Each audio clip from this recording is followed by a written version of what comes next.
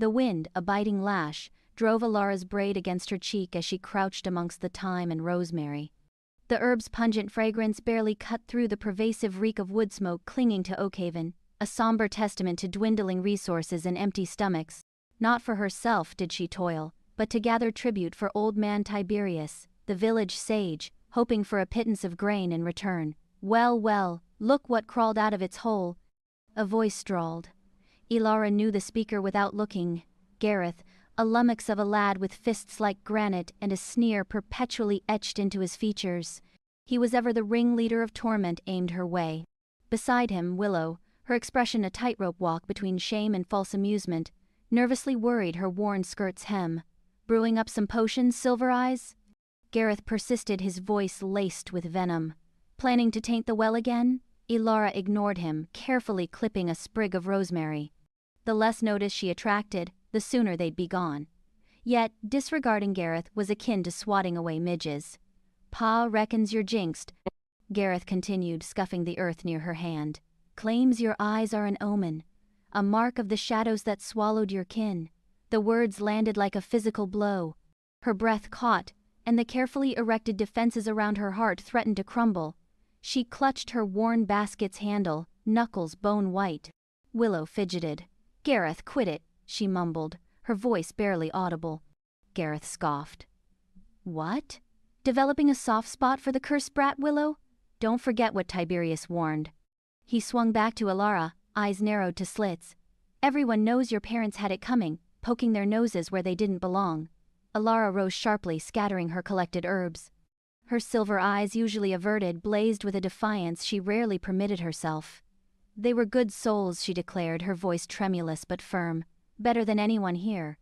Gareth advanced, fists clenching. Take that back, you weirdo. Before he could reach her, a voice resonated from the copse's edge.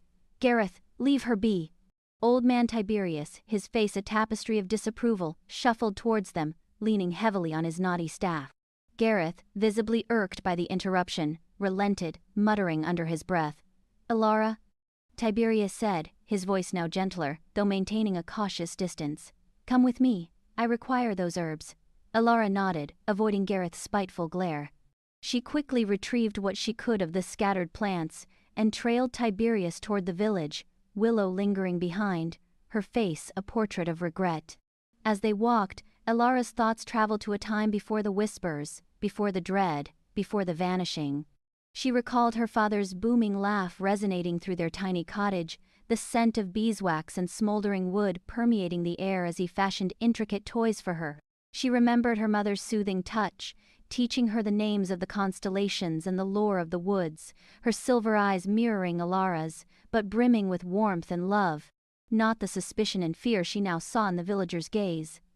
They had been happy, self-sufficient in their secluded lives, until they disappeared, consumed by the forest without a trace, leaving Alara to shoulder their absence and the villagers' baseless accusations. The memory was a keen, aching reminder of what had been lost, a stark contrast to the bleak reality of her present. They reached Tiberius's small, crammed dwelling. The air within hung heavy with the scent of dried plants and settled dust. Tiberius motioned for her to place the herbs on a wobbly table. Thank you, Alara, he said, his tone lacking its habitual cordiality. I am grateful for your assistance. Alara nodded again, knowing the gratitude was as empty as the assurances the villagers made to aid in finding her parents. There has been unrest within the village, Tiberius continued, his gaze riveted on the herbs. Concerns regarding your presence. Alara's heart plummeted. She had foreseen this. The whispers had grown louder, the stares more piercing. I understand, she responded quietly, her voice barely audible. Tiberius sighed, raking a hand through his thinning hair. Your eyes, Alara. They unnerve others. They are a harsh reminder of the fate of your parents. He didn't need to elaborate. Everyone suspected her parents' disappearance was her doing, a consequence of her cursed eyes. I cannot alter them, Alara said, her voice tinged with a bitterness she failed to restrain. I know, child, I know, Tiberius replied, his voice thick with fatigue. But you must comprehend. The village, they are in fear. Fear can drive people to commit dreadful acts.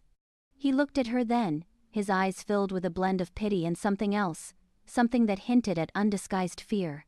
"There is talk, chatter of requesting you to depart," he said, his voice barely a whisper. Ilara's breath snagged in her chest. Leave? Where could she go? The forest, though familiar, was unforgiving. And beyond Oakhaven she knew nothing. I have nowhere else to turn," she stammered, her voice faltering.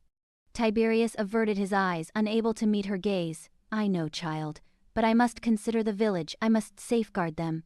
He reached into a small pouch and retrieved a handful of grain, pressing it into her hand. "Take this, it is all I can offer." Ilara stared at the grain, her stomach twisting with a mixture of emptiness and despondency. It would barely sustain her for a handful of days. "Thank you," she said, her voice devoid of inflection. She turned to leave, her shoulders slumped with defeat. As she reached the doorway, she heard Tiberius clear his throat. "Ilara," he said, his voice gaining a sudden urgency. "Be wary. There are murmurs in the forest. Things are astir. Something unnatural." Ilara paused, her heart hammering in her chest. What did he mean? What malevolent forces? "What do you mean?" she asked, her voice a bare thread. But Tiberius offered no explanation. He simply shook his head, his eyes reflecting a fear mirroring her own. Ilara stepped from the hut into the encroaching dusk, the burden of the village's bias and the elder's ominous pronouncement weighing upon her like a tangible load. Willow awaited her just outside, her face etched with shame. "Ilara, I am so sorry," she said, her voice thick with emotion. I didn't want them to say those things." Ilara looked at her, her silver eyes filled with a mixture of sorrow and resignation. She knew Willow's apology was sincere, but it changed nothing. Willow was too afraid to stand against the crowd, too afraid to risk the village's censure. "It's all right, Willow," Ilara said, her voice weary. "It is of no consequence." She turned and walked away, leaving Willow standing alone in the fading light. As she made her way toward her small ramshackle cottage on the village's fringe, she could hear the distant drone of voices, the unsettling sound of a community united in its anxiety and distrust. Later that night, as the moon painted long, skeletal shadows across the forest floor, Ilara sat by the fading embers of her hearth, the meager handful of grain clutched tightly in her hand. The wind howled outside, rattling the cottage's windows and whispering secrets she couldn't decipher. She thought of her parents, of their affection and their laughter, of the cherished memories now tainted by the villagers' accusations and the mystery of their demise. She thought about Tiberius's warning, about the unnatural entities stirring in the forest, and she knew, with a bone-chilling certainty, that her life in Oakhaven was drawing to a close. Whether she was forced to flee or something far more sinister awaited her, she didn't know. But she knew that the forest, the very forest that had claimed her parents, was now calling to her, beckoning her toward an uncertain future. And for the first time in what felt like an eternity, Ilara felt a flicker of something other than dread. It was a spark of defiance, a glimmer of possibility that perhaps, just perhaps, she could uncover answers in the shadows. Answers that would finally reveal the truth about her parents and the meaning of her silver eyes. Banished! Heavy raindrops smacked Ilara's palm, jolting her. Driven by Tiberius's grim warning and a persistent hunger that gnawed at her insides, she'd strayed deeper into the whisperwood than prudence dictated. The miserly ration he'd provided was dwindling fast. Sustenance had to be found, and quickly. The morning had been heavy with a preternatural calm, a suffocating closeness that presaged a downpour. Now, the threat was materializing. A curse escaped Ilara's lips. She was on the cusp of reaching a cluster of glowroot, prized for its healing properties, a valuable trade commodity. But the impending tempest threatened to obliterate them, turning the forest floor into a treacherous quagmire. She began to excavate with growing desperation, her fingers coated in slick earth. The wind escalated, thrashing her hair against her face, the icy rain needling her skin. A deep guttural rumble of thunder reverberated through the trees, closer, more threatening now. She managed to wrest a few handfuls of the luminescent roots from the soil, their faint radiance barely visible against the encroaching gloom, when a searing flash of lightning ripped across the heavens, followed by a deafening report that seemed to fracture the very bedrock beneath her. Ilara recoiled, scattering some of her prize. Another blaze of light, Another concussive boom, and then, the unmistakable tearing shriek of sundered wood.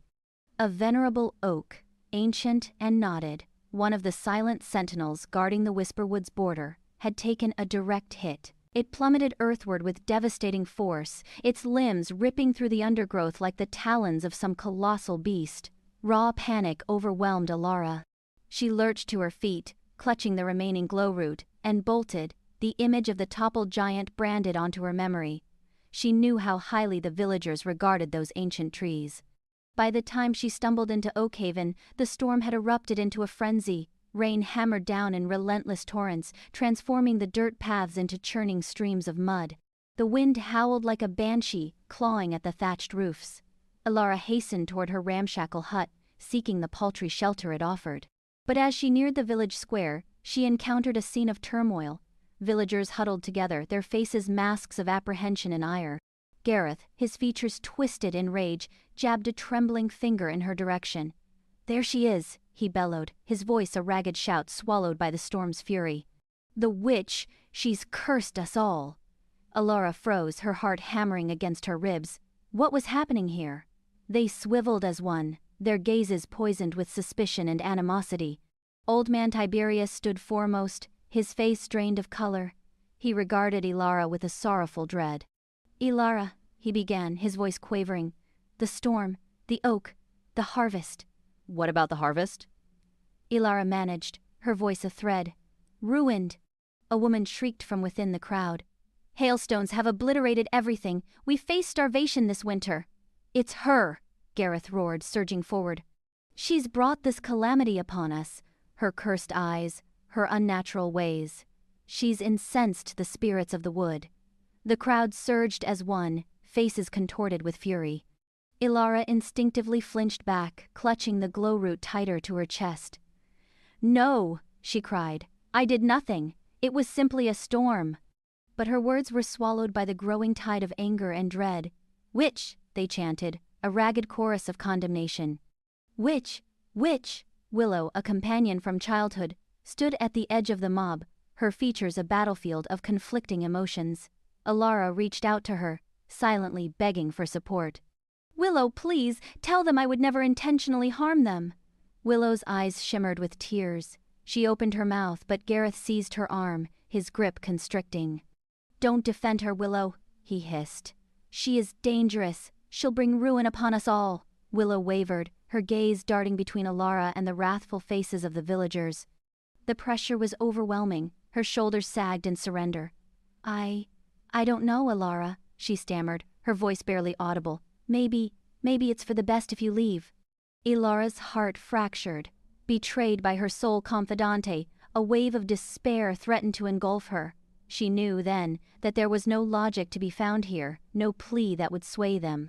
Fear had transformed them into a ravenous beast. Tiberius advanced, his face carved with regret. He raised his hands, quelling the crowd's advance. "Enough!" he commanded, his voice regaining a semblance of authority. "We cannot allow this blight to fester within our village. We must safeguard ourselves." He fixed Ilara with a gaze of sorrowful resignation.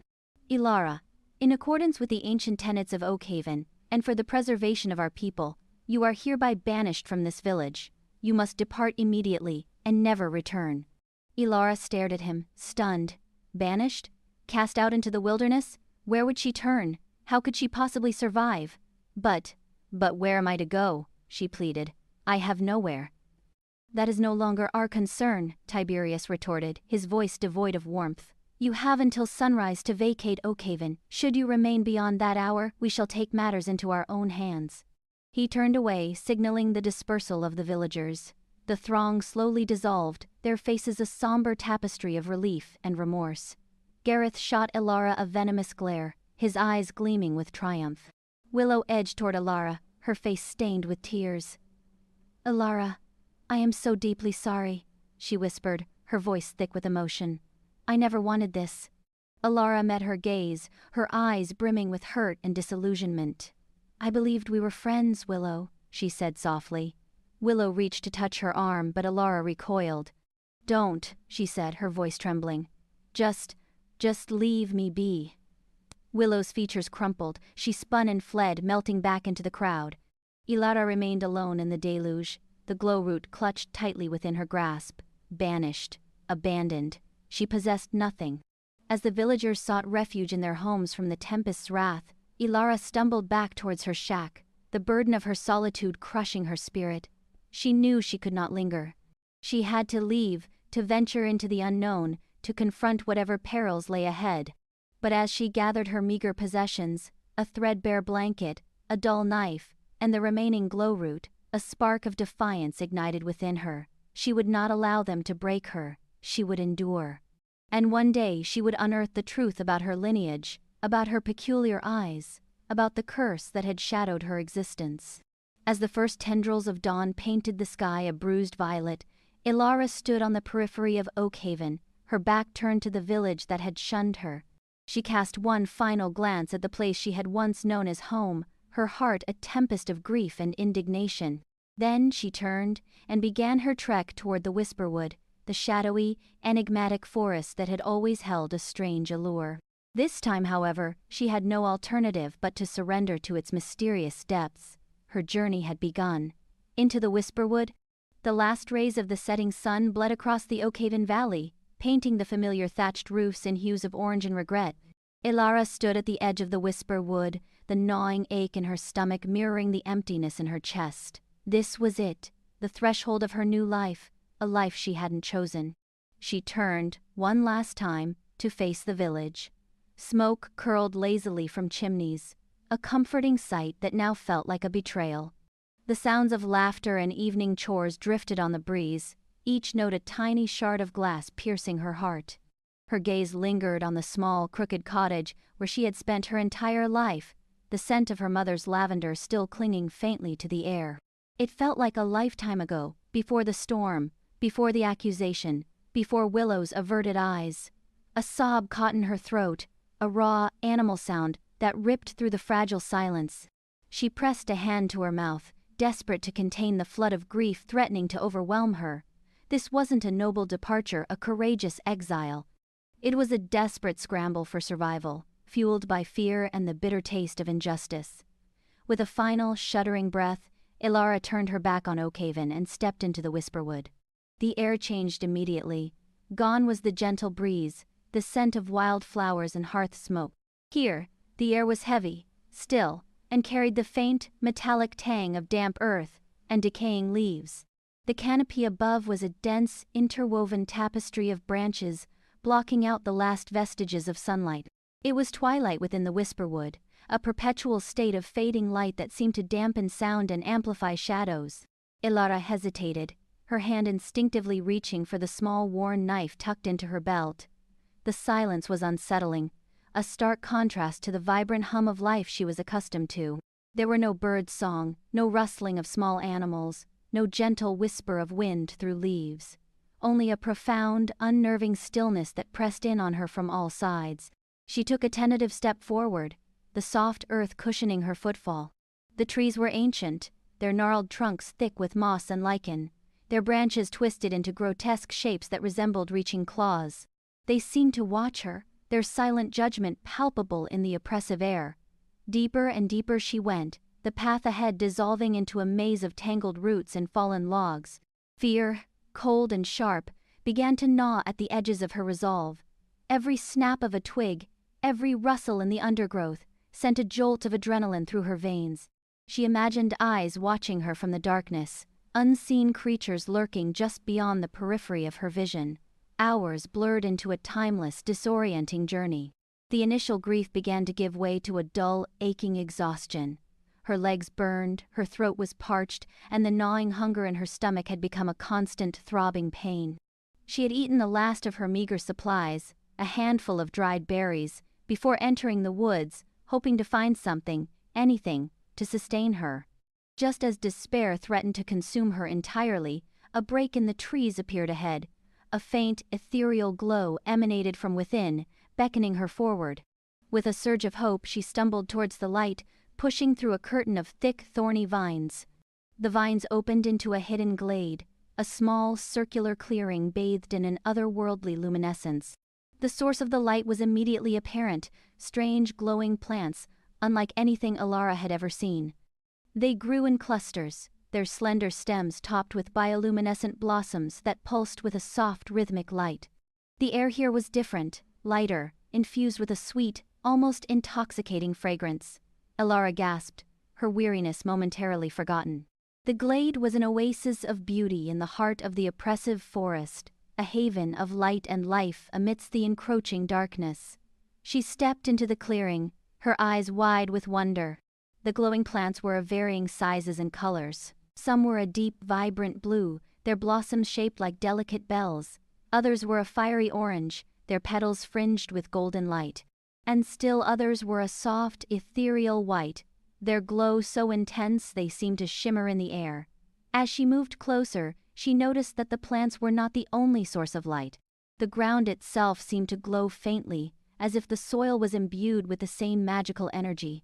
Small, luminous insects flitted amongst the plants, their bodies leaving trails of shimmering dust in the air. Alara knelt down, her fingers trembling as she reached out to touch one of the glowing blossoms. It felt cool and smooth to the touch, its surface radiating a gentle warmth. As she held it, she felt a strange sensation, a tingling energy that flowed through her fingertips and into her body. It was invigorating, revitalizing, like a drink of pure, clean water after days of thirst. A sense of profound peace washed over her, easing the pain and fear that had been her constant companions. Here, in this hidden glade, she felt safe, protected, as if the whisperwood itself was embracing her. But even as she savored the moment of tranquility, a flicker of unease stirred within her. This place was too perfect, too beautiful. It felt unnatural. She remembered the warnings she had heard as a child, whispered tales of the whisperwood and its hidden dangers. Tales of alluring illusions, of creatures that lured travelers to their doom with false promises of safety and comfort. Could this glade be one of those illusions? A trap disguised as a sanctuary? She looked around the clearing, her eyes scanning the shadows that lurked at the edges of the light. The silence was still profound, but now it felt different, heavier, laden with an unspoken threat. The air, once sweet and intoxicating, now carried a faint metallic tang, a reminder of the decaying leaves and damp earth that lay beneath the surface. The glow of the plants seemed to intensify, their light pulsing with a faster, more frantic rhythm. She could almost hear a whisper, a faint, ethereal voice that seemed to emanate from the plants themselves. It spoke her name, or at least, she thought it did. It was difficult to be sure, the sound was so faint, so elusive. Alara? She stood up, her heart pounding in her chest. The sense of peace had vanished, replaced by a growing sense of dread. This place was not a sanctuary. It was something else, something ancient and powerful, something that was watching her, waiting for her. She had to leave, now. With a sudden burst of energy she turned and fled, pushing through the thorny vines and back into the darkness of the whisperwood. The glowing glade receded behind her, its ethereal light fading into the distance. But the whisper, the faint, ethereal voice followed her, echoing in her mind long after she had left the clearing behind. Alara. As she ran, stumbling blindly through the undergrowth, she knew that she had stumbled upon something far more dangerous than she could have ever imagined. The whisperwood was not just a forest. It was a place of secrets, a place of magic, a place where the lines between reality and illusion blurred, and she, Alara of Oakhaven, was now caught in its web. The Black Wolf. The whisperwood constricted around Alara, a heavy shroud of evergreens and gloom. Each susurrus of leaves mimicked a pursuing murmur. Each branch snap echoed like an accusing judgment. A hollow ache devoured her stomach, a persistent thrum that sharpened the pain behind her eyes. Not since the sparse berry breakfast, before the torrent of accusations, the villagers' faces twisted by fear and animosity, her expulsion and branding as anathema, had she tasted food. Her legs shuddered with each stride, threatening collapse. The glade's false promise had only deepened her weariness. Driven by a fervent need to outrun the haunting visages and stinging words, she pressed onward. At last she stumbled upon a small pool, its surface a mirror reflecting slivers of sun that pierced the canopy. The water appeared murky, nearly opaque, yet desperation trumped caution. Ignoring the mud seizing her tattered clothes, she crawled to the edge and plunged her face into the liquid coolness. Never had anything tasted so pure, so reviving. She drank deeply, allowing the water to ease her scorched throat and expunge the acrid taste of fear. The perpetual hunger waned for a moment, displaced by a fragile spark of hope. As she sat back, brushing her mouth, she became aware of him. He stood cloaked in shadows at the wood's edge, a magnificent creature sculpted from pure night. An ebony wolf, dwarfing any she had previously encountered or envisioned. His fur drank the light, rendering him spectral, but it was his gaze that ensnared her. Eyes of startling, keen cerulean, like fragments of glacial ice, seemed to penetrate her, bypassing fear and exhaustion, delving into her very core. He offered no snarl, no growl. He simply observed, his focus unwavering. Alara froze, every muscle coiled, poised for flight at the merest hint of threat, but he remained motionless, a silent guardian in the deepening twilight. She recalled tales, of course. Whispers of wolves within the Whisperwood, some painted as protectors, others as relentless predators. She had dismissed them as mere fables to frighten children. However, confronting this regal, enigmatic creature, a primal fear seized her, a deeply ingrained intuition that she stood before something ancient and immensely powerful. She rose slowly, her legs protesting with sharp needles of discomfort. Her eyes remained riveted on the wolf, prepared to bolt at the smallest provocation. I mean no harm, she stammered, her voice shaky. I only needed water. No reaction. He remained utterly still, his cerulean gaze fixed upon hers. Alara retreated a step, then another. She sought to avoid provoking him, giving him any cause to strike. Such a beast could easily overpower her, but as she moved, a wave of giddiness overwhelmed her. Her vision swam and the forest floor seemed to pitch beneath her. The hunger, the weariness, the terror, it was all consuming. She reached out, seeking a tree trunk for support, but her fingers grasped only air. She faltered, her knees giving way, and she crumpled to the earth. As she lay gasping, she saw the wolf stir, not to attack.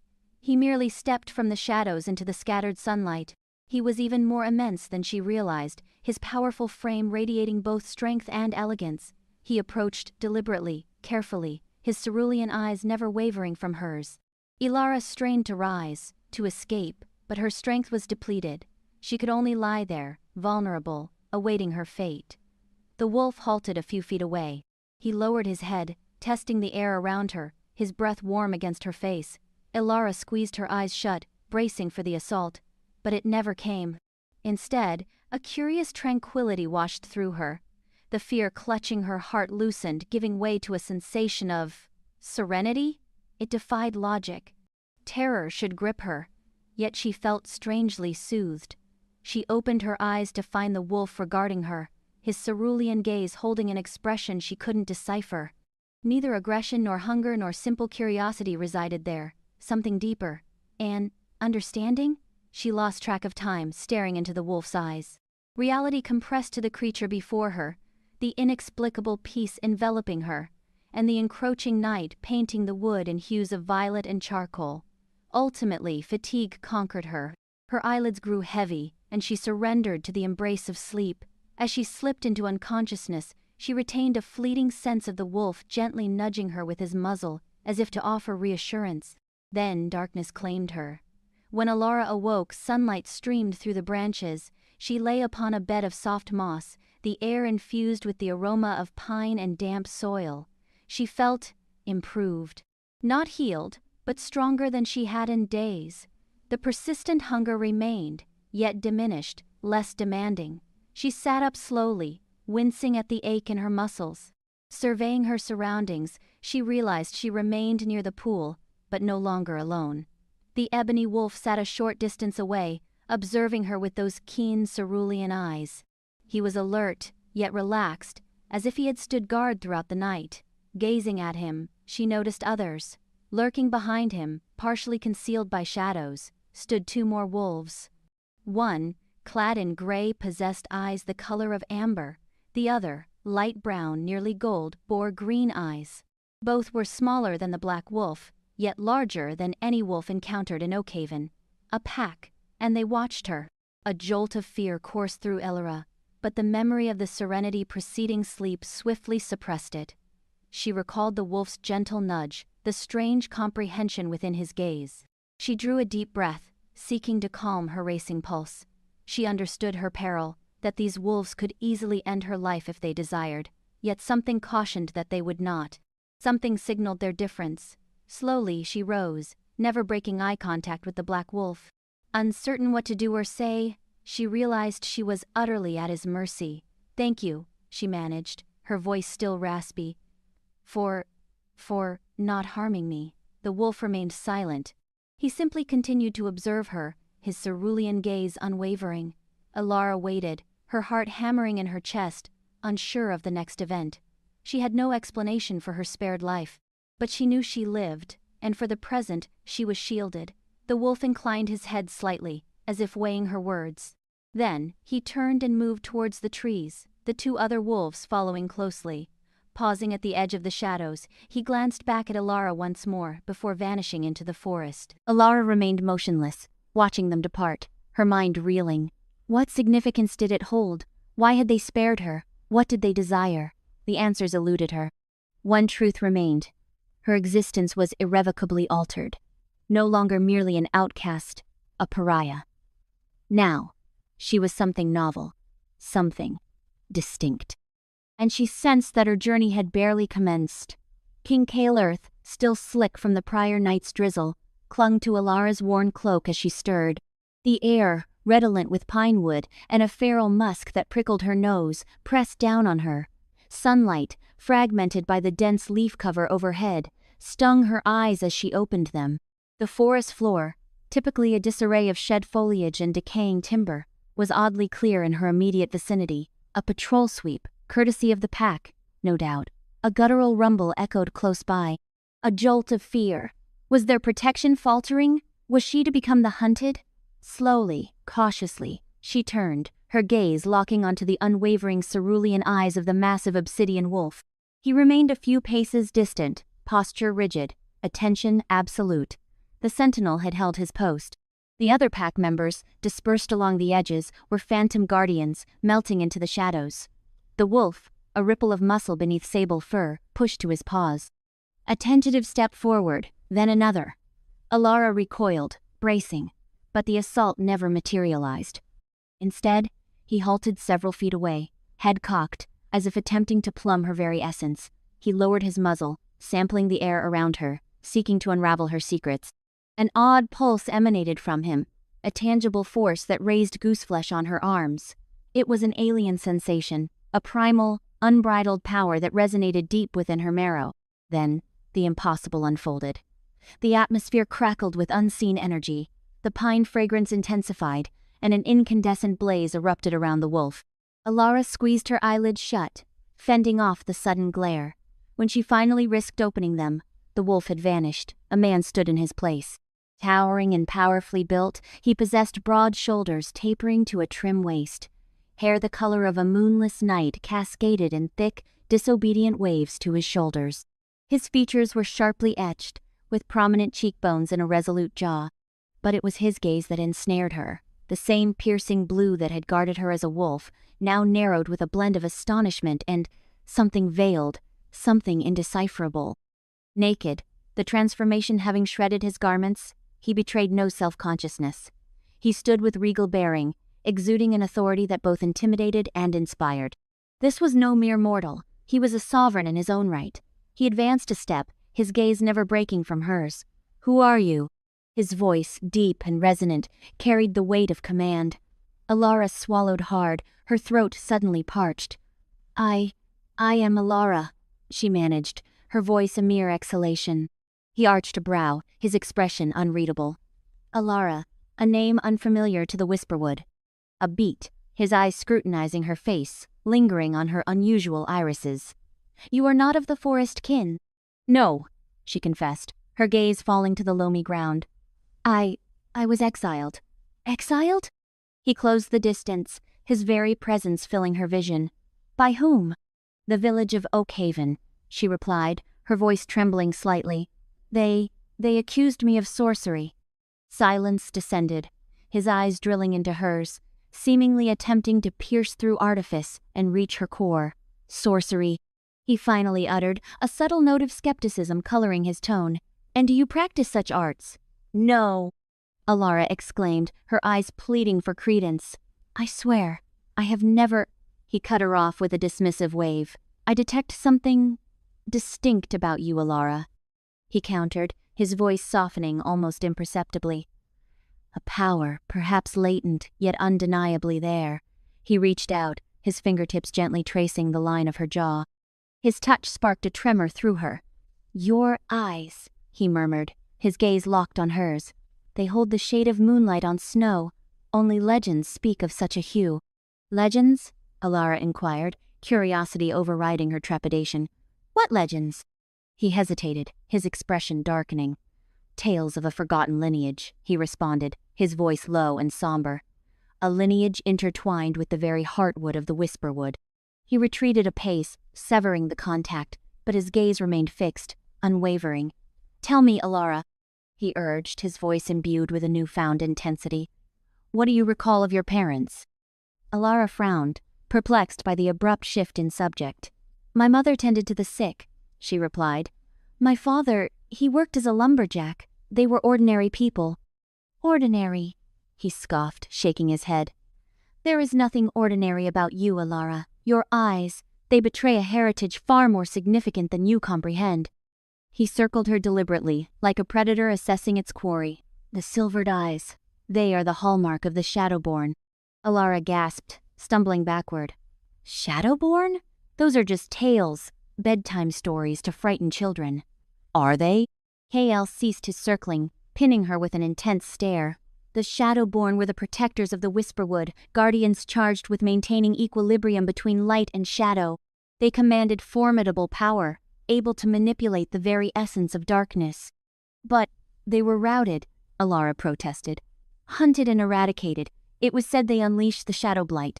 Kale's features hardened. That is the fabrication they propagate. The Shadowborn were not the source of the blight. They fought against it, sacrificing everything to contain its spread. Then, what became of them? Alara asked, her mind reeling from the revelation. They suffered betrayal, Kyle said, his voice thick with resentment. At the hands of those who feared their might, those who sought to dominate the Whisperwood for their own selfish ends. They were branded as villains, their reputations sullied, their legacy obliterated. He paused, his gaze softening as it rested on her. And now, he said, it appears their blood courses through your veins. Alara stared at him, her thoughts struggling to assimilate the information bombarding her. She? A Shadowborn? An impossibility. And yet, the intensity of his gaze, the manner in which he spoke of her eyes, she couldn't dismiss the inexplicable connection she felt to this man, this Wolf King. Who are you? She managed, her voice barely audible. What are you? He met her gaze, his blue eyes reflecting a sorrow that spanned generations. I am Kael, he responded, King of the Whisperwood, and like you, Alara, I am among the last of my kind. The Protector's line. Deep lines etched themselves into Kael's forehead above eyes, the clear blue of a summer sky. Oakhaven cast you out? On what grounds? Alara winced, the jeering faces of the villagers surfacing, the brand searing her flesh like a new injury. Clutching herself, she tried to conjure warmth against a chill that went deeper than skin. Witchcraft, she breathed, the word a shard of glass in her mouth. They blamed my eyes, for misfortune. Kael's focus sharpened, fixing on her. Eyes like polished silver are not a hex, Alara, but a badge. A badge of what? She whispered, hope, tentative as a fledgling stirring within her. Could there be justification for the ostracism, the whispers, the dread? Of the Guardians, Kael proclaimed, his tone carrying the weight of ages. The Shadowborn, who watched over the Whisperwood for centuries, before fear took hold, before the festering shadow blight. Confusion clouded Alara's features. I don't understand. Mother never breathed a word of any Guardians. Time conceals uncomfortable truths, Kael murmured, a shadow of sorrow dimming his gaze. The Guardians faded into legend, their blood thinned, their purpose warped by terror and ignorance. But ancestry whispers, Alara. It resonates in your very core, as it does in mine. He swept a hand toward the arboreal giants, their branches intertwined like skeletal fingers against the fading light. This forest, it's more than timber and beasts. It's a threshold, a crossroads where realities converge, where the barrier weakens. The Guardians were entrusted with protecting this juncture, maintaining equilibrium between worlds. A crossroads? Ilara echoed, her thoughts in turmoil. She had always felt an inexplicable pull toward this wood, a bond both alluring and frightening. Could this be the explanation? Aye, Kael affirmed. To realms beyond imagining, some pulse with beauty, vibrant life, and potent magic. Others are best left undisturbed. The Guardians stood as a bulwark, halting the encroachment of darkness. He paused, his expression hardening. But their ranks dwindled, their wisdom eroded, and fear enabled the blight to sink its roots. Alara's pulse quickened. She'd heard grim tales of the blight, a creeping corruption that poisoned the land, twisting creatures into horrific mockeries. Villagers spoke of it in fearful murmurs, indicting the Whisperwood, the arcane power they believed resided within. The blight, is it tied to this threshold? She asked, her voice trembling slightly. It's a manifestation of imbalance, Kael elucidated. A consequence of neglecting the crossroads, of allowing malignancy to fester unchecked. The Guardians maintain stability, but with their decline, the darkness has burgeoned. He closed the distance between them, his gaze burning with an intensity that stole her breath. Your forebears, Alara, were the bastion against that creeping blackness. They possessed the gift to perceive shifts in the veil, to mold the Whisperwood's energies, to rejuvenate the land and repel the horrors that sought to exploit the gateway. But I can't do any of that, Alara countered, desperation coloring her tone. I'm just Alara, a silver-eyed pariah who can't even coax a flame without scorching herself. A ghost of a smile touched Kael's lips. The strength sleeps within you, Alara. It requires awakening, cultivation. You have only just arrived. Your potential remains untapped. He extended a hand, hovering just above hers. His touch, when it came, was surprisingly delicate, a jolt of raw energy coursing through her, an alien yet strangely familiar sensation, like rediscovering a forgotten home. The Guardian blood runs deep within you. Kael affirmed, his voice gentle yet resolute. I can feel it, and I believe, Alara, that you hold the key to restoring balance, to repelling the blight, to securing this crossroads. Alara gaped at him, her mind struggling to reconcile with the magnitude of his revelation. She, an outcast, a supposed sorceress, was now being told she was descended from guardians of a magical gateway, that she possessed latent abilities. It was overwhelming. But why me? She asked, her voice barely audible. Why now? Why not someone else? A softer light entered Kael's eyes. Because, Alara, fate often favors the improbable. Because the whisper would beckon to you, as it once beckoned to me, generations ago. Because you possess the eyes of a guardian, eyes that perceive beyond the mundane, eyes that can penetrate the shadows. He withdrew his hand, giving her space to absorb his words. The forest seemed to pause, awaiting her response. The wind whispered through the leaves, murmuring secrets in a tongue she only partially understood. Tell me more about these guardians, she requested, her voice gaining conviction. Tell me of their powers, their heritage, their communion with the Whisperwood. Kael nodded, a spark of hope igniting in his eyes. Come, he invited, gesturing toward a faint path snaking deeper into the woods.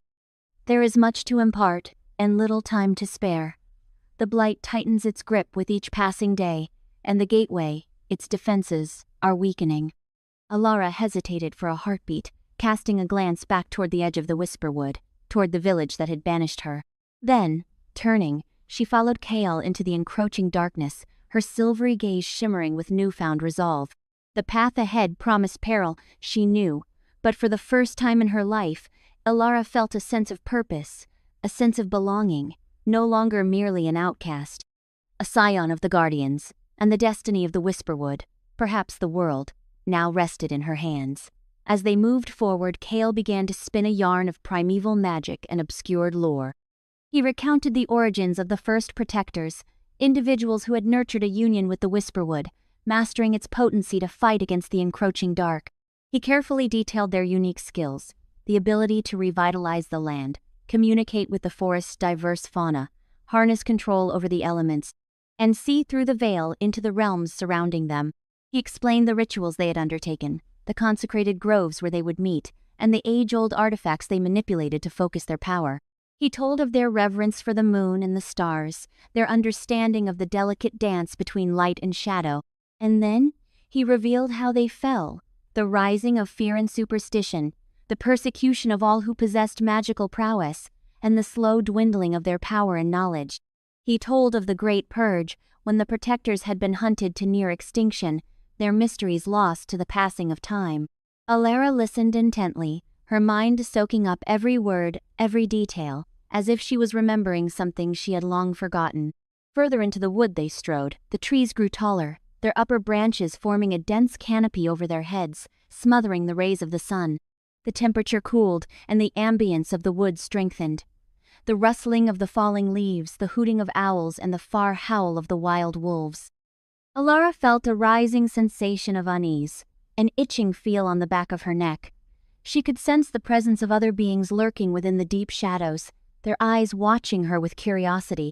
But she also felt a strange sense of protection, as if the forest herself was shielding them from harm. "Where are we going?" she whispered, barely able to squeak the words from her dry throat. "To a place of power," Kale answered, his voice ringing with a deep, time-worn energy. "A place where the veil is thin, where you can begin to call upon your own abilities." Kale halted ahead of a clearing, bathed in moonlight. In the center stood an ancient oak tree, its knobby branches reaching for the sky like pleading arms. At its base, the ground was covered in moss and colorful flowers, and a gentle stream flowed nearby, its water shimmering like refined silver. "This is it," Kale whispered, his voice full of devotion. "The heart of the Whisperwood." Shadow Blight. The heart of the Whisperwood throbbed, its soft luminescence painting the glade in an otherworldly sheen. Alara grounded herself, feeling the vibrant pulse of the land, an awe-inspiring energy that thrilled and daunted her in equal measure. Before her stood Kale, his gaze unwavering, the breeze murmuring through his pelt like hushed confidences. "The Shadow Blight," he began, his tone heavy with foreboding, "is more than a mere affliction of the soil. It's a spiritual putrescence, a gloom spawned from terror and hopelessness. It thrives on the absence of light, contorting the once vibrant into something ghastly and vile." He indicated the forest fringe, where trees stood contorted and barren, their foliage a ghastly pallor. It began insidiously, a creeping enervation. Creatures turned savage. Flora refused to yield. Subsequently, the shadows deepened, and the susurrus commenced, insidious whispers that played upon apprehension and mistrust, pitting neighbor against neighbor. Alara shuddered, the memory of judgmental gazes, the spiteful slanders that had banished her from her hamlet resurfacing. The whispers? They were genuine? Regrettably so, Kale affirmed. The blight magnifies the latent darkness within hearts, fanning the embers of bias, transforming suspicion into animosity, and animosity into brutality. It devoured your village long before it festered upon the terrain. He advanced, his silvery irises reflecting the heartwood's glow. The land languishes, Alara. The blight spreads like a suffocating vine, draining the vitality from all it touches. The waterways are tainted, the woodlands wither, and their denizens are warped into monstrous travesties of their former selves. "We've already forfeited so much, and soon—" His voice trailed off, the unspoken conclusion hanging ominously. "Soon, there will be nothing salvageable." Alara finished, her voice a mere exhalation. The weight of his disclosure bore down on her, a stifling cloak of despair. Kale nodded gravely. "Yet, hope endures, hope persists, even with the feeblest ember." He redirected his gaze towards the heartwood, his expression softening. For cycles, the Guardians have maintained vigilance, preserving the delicate equilibrium between light and shadow. "We knew the blight would inevitably return, as darkness invariably endeavors to reclaim what it has relinquished." "Guardians?" Alara inquired, bewildered. "But you said they had vanished." "Lost, scattered, but not wholly extinguished," Kale amended. "Their lineage persists, often unknowingly, and occasionally a spark flares, a testament to the ancient power awakening once more." He turned to face her squarely, his eyes blazing with an intensity that quickened her pulse. A prophecy was envisioned, passed down through Guardian lineages. A prophecy of a silver-eyed champion, destined to arise when the shadow blight threatened to engulf the land. Alara gaped, her mind spinning. Silver-eyed champion? Destiny? It resembled a fantastical narrative, plucked from the pages of forgotten lore. not her reality, not the existence of a girl branded a sorceress and exiled into the wilds. The silver eyes, Kyle continued, his voice resonating with the Heartwood's potency, are not a malediction, Alara. They are a boon, a key to unlocking the primeval power dormant within you. The power to rejuvenate the land, to expunge the corruption, to confront the darkness, and reinstate balance. He extended a paw, gently touching her forearm. You descend from the Guardians, Alara. Their protective essence flows within you, and you with your argent eyes are the one we have anticipated. The revelation struck her like a physical blow. She recoiled, her breath seizing in her throat. No, she gasped, shaking her head. No, this cannot be factual. I am not a champion. I'm simply Alara, the girl they denounced as a witch. That is the perception they instilled within you, Kale responded gently. But it does not define you. Strength resides within you, Alara, strength yet to be unveiled. The Guardians were not combatants or sorcerers, not in the conventional sense. They served as conduits, channels for the land's own vigor. They comprehended the interconnectedness of all things, the fragile harmony that sustains existence. And they willingly sacrificed everything to safeguard it. He approached, his gaze probing hers. You have witnessed the darkness, Alara. You have felt its sting. You understand its capabilities. Can you passively observe as it devours everything you cherish? Her mind raced, endeavoring to reconcile the image of herself as a potent protector with the actuality of her life, the dread and isolation that had long characterized her existence. She recalled her grandmother's kindness, the tales she had recounted of bygone customs, the echoes of enchantment that had lingered in the atmosphere around her. Could it be plausible? Could there be validity in the ancient sagas? I don't know, she stammered, her voice faltering. I don't know if I am capable of this. I am not formidable enough. Your fortitude exceeds your perception, Kale assured her. The power already resides within you, awaiting its awakening, and you are not isolated. I am here to mentor you, to assist you in unlocking your potential. The wolves will stand by you, as they have invariably stood by the Guardians. And others exist, dispersed throughout the land, who still recall the old ways. We will locate them, together. He paused, his eyes alight with a blend of optimism and resolve. But the determination rests with you, Alara. You must ascertain whether you are willing to embrace your destiny, to accept the responsibility bestowed upon your shoulders. The fate of the Whisperwood, perhaps even the fate of the world, hinges on your decision. The gravity of his words was almost intolerable. She surveyed the glade, the throbbing light of the Heartwood, the gnarled and decaying trees on the periphery, the steadfast form of Kale before her. The immensity of the undertaking threatened to overwhelm her, to crush her beneath its impossible burden. What must I do? She inquired, her voice scarcely audible. Kale smiled, a flicker of warmth illuminating his silver eyes.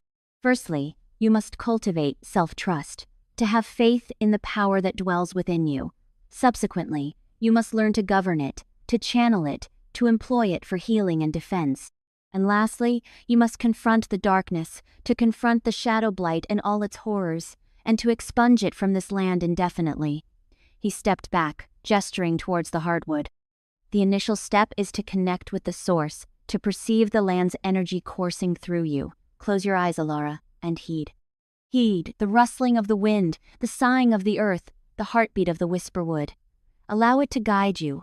Allow it to illuminate your path. Alara hesitated momentarily, then sealed her eyes shut. The forest sounds intensified, swirling about her, engulfing her senses. She could discern the cool earth beneath her bare feet, the gentle caress of the breeze upon her skin, the Heartwood's warmth radiating outwards. She directed her attention inward, endeavoring to subdue the tumult in her mind, to quell the qualms and anxieties that threatened to consume her. She envisioned roots sprouting from her feet, anchoring her to the earth, drawing strength from the primeval soil. She envisioned branches extending from her arms, reaching towards the heavens, absorbing the energy of the sun and the moon. Gradually, tentatively, she commenced to perceive it, a faint prickling sensation, a subtle resonance that vibrated deep within her core. It intensified, growing stronger with each inhalation, until it resembled a current of electricity surging through her veins. She gasped, her eyes snapping open. The glade shimmered before her, the colors more vivid, the sounds more distinct, the energy palpable. She could sense the Whisperwood's life force flowing through her, connecting her to all that surrounded her. And then, she espied it.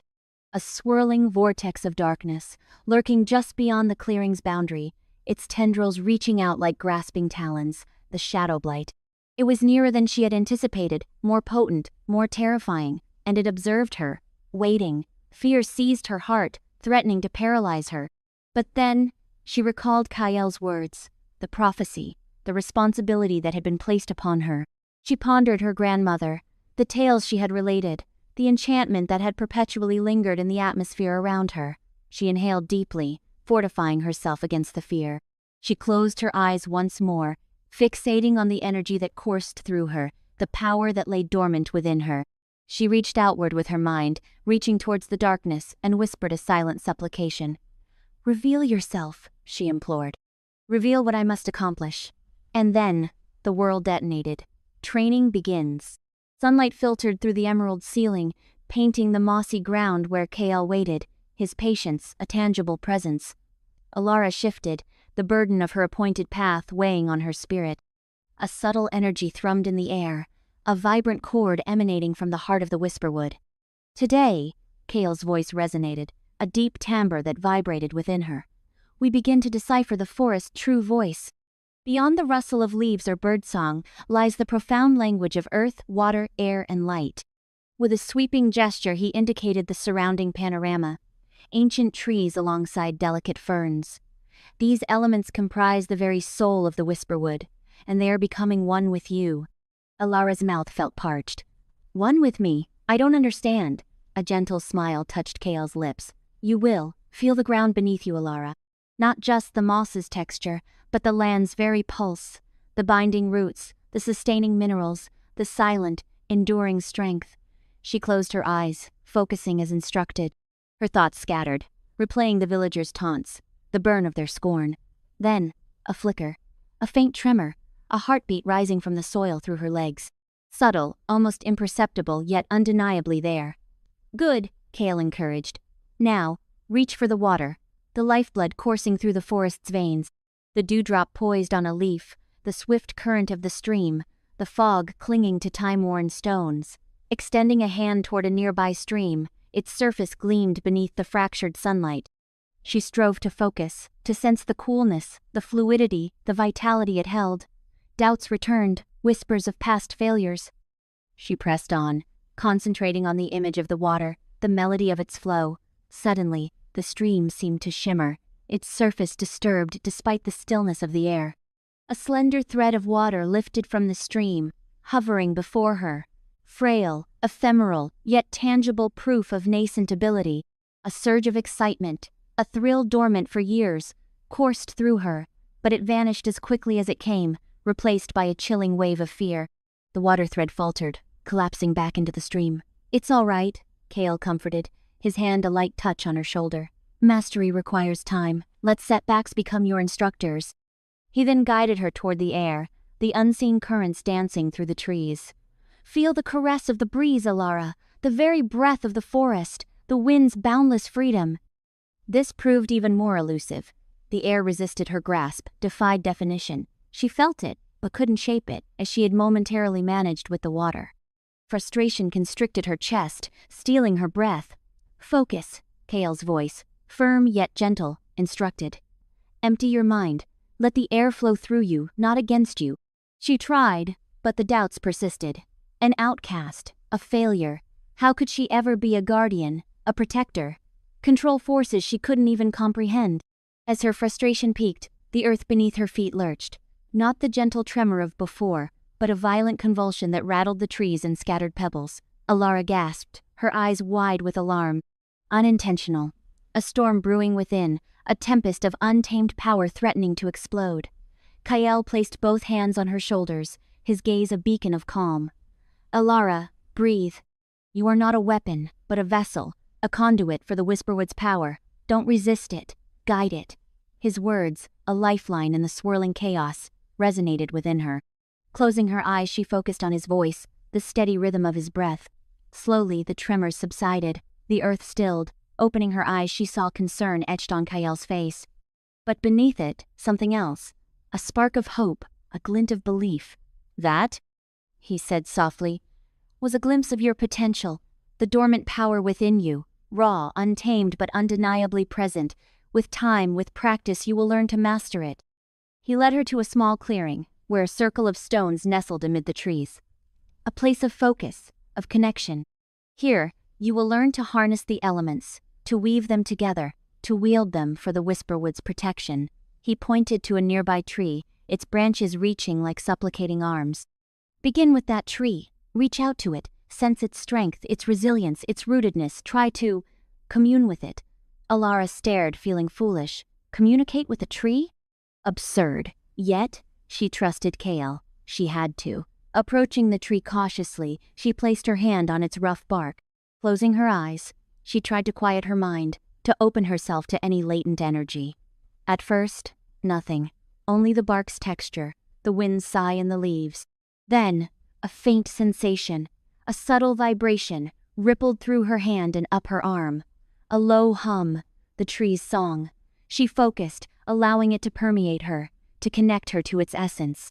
Its age, its wisdom, its deep connection to the earth, its joy in the sunlight, its sorrow in the storms, and then something else. A faint thread of darkness clinging to its roots. A creeping shadow, a blight. Fear constricted her, icy and sharp. The shadow blight, real, present. Recoiling, she snapped open her eyes.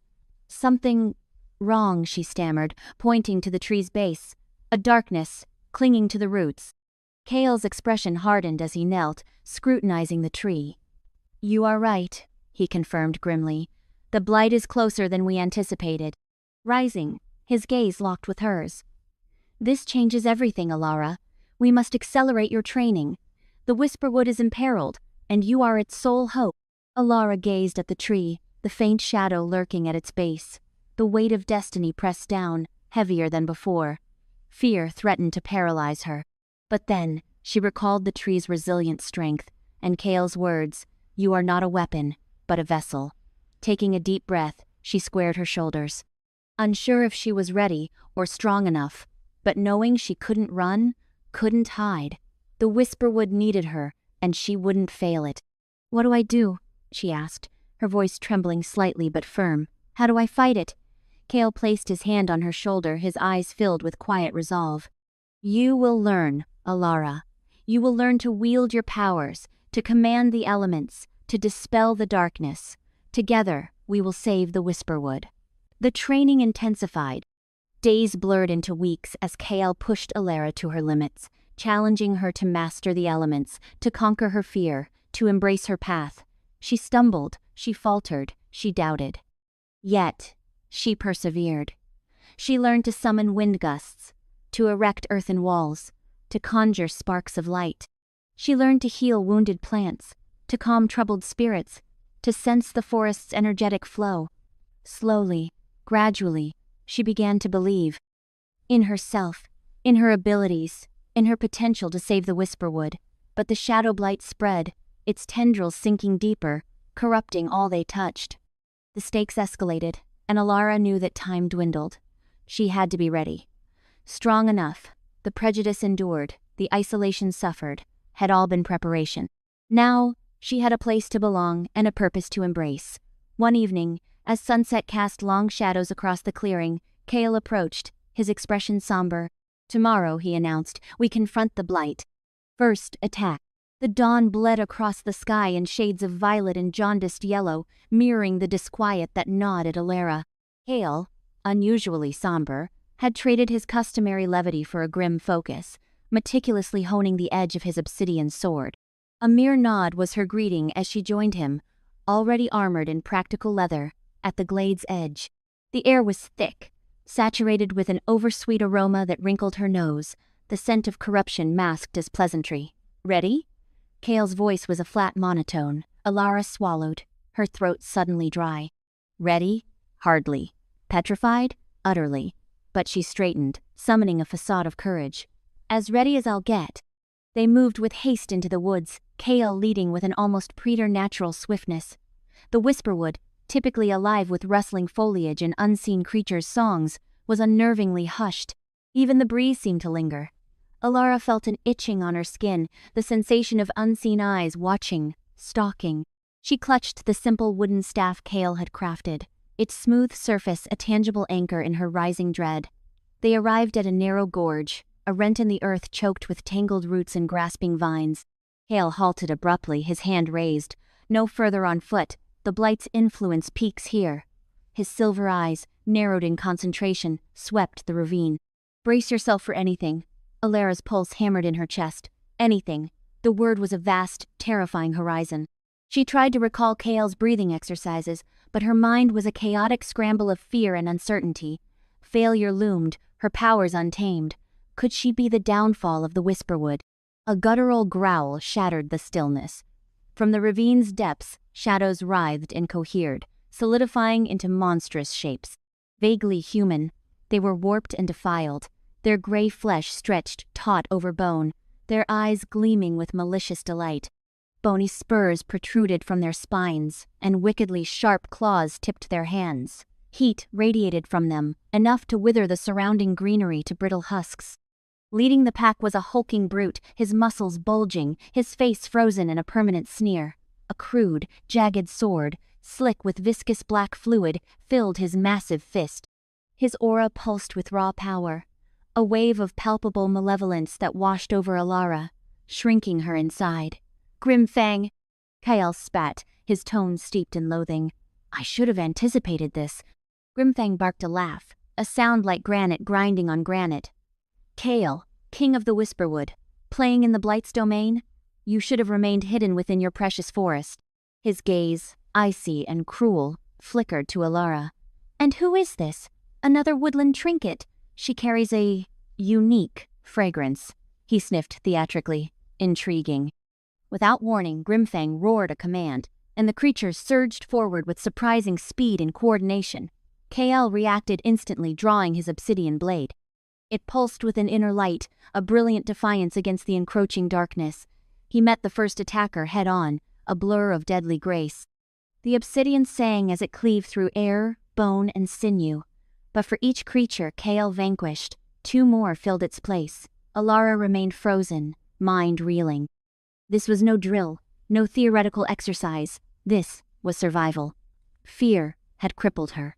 She watched in horror as Kale, despite his prowess, was slowly swallowed by the sheer number of assailants.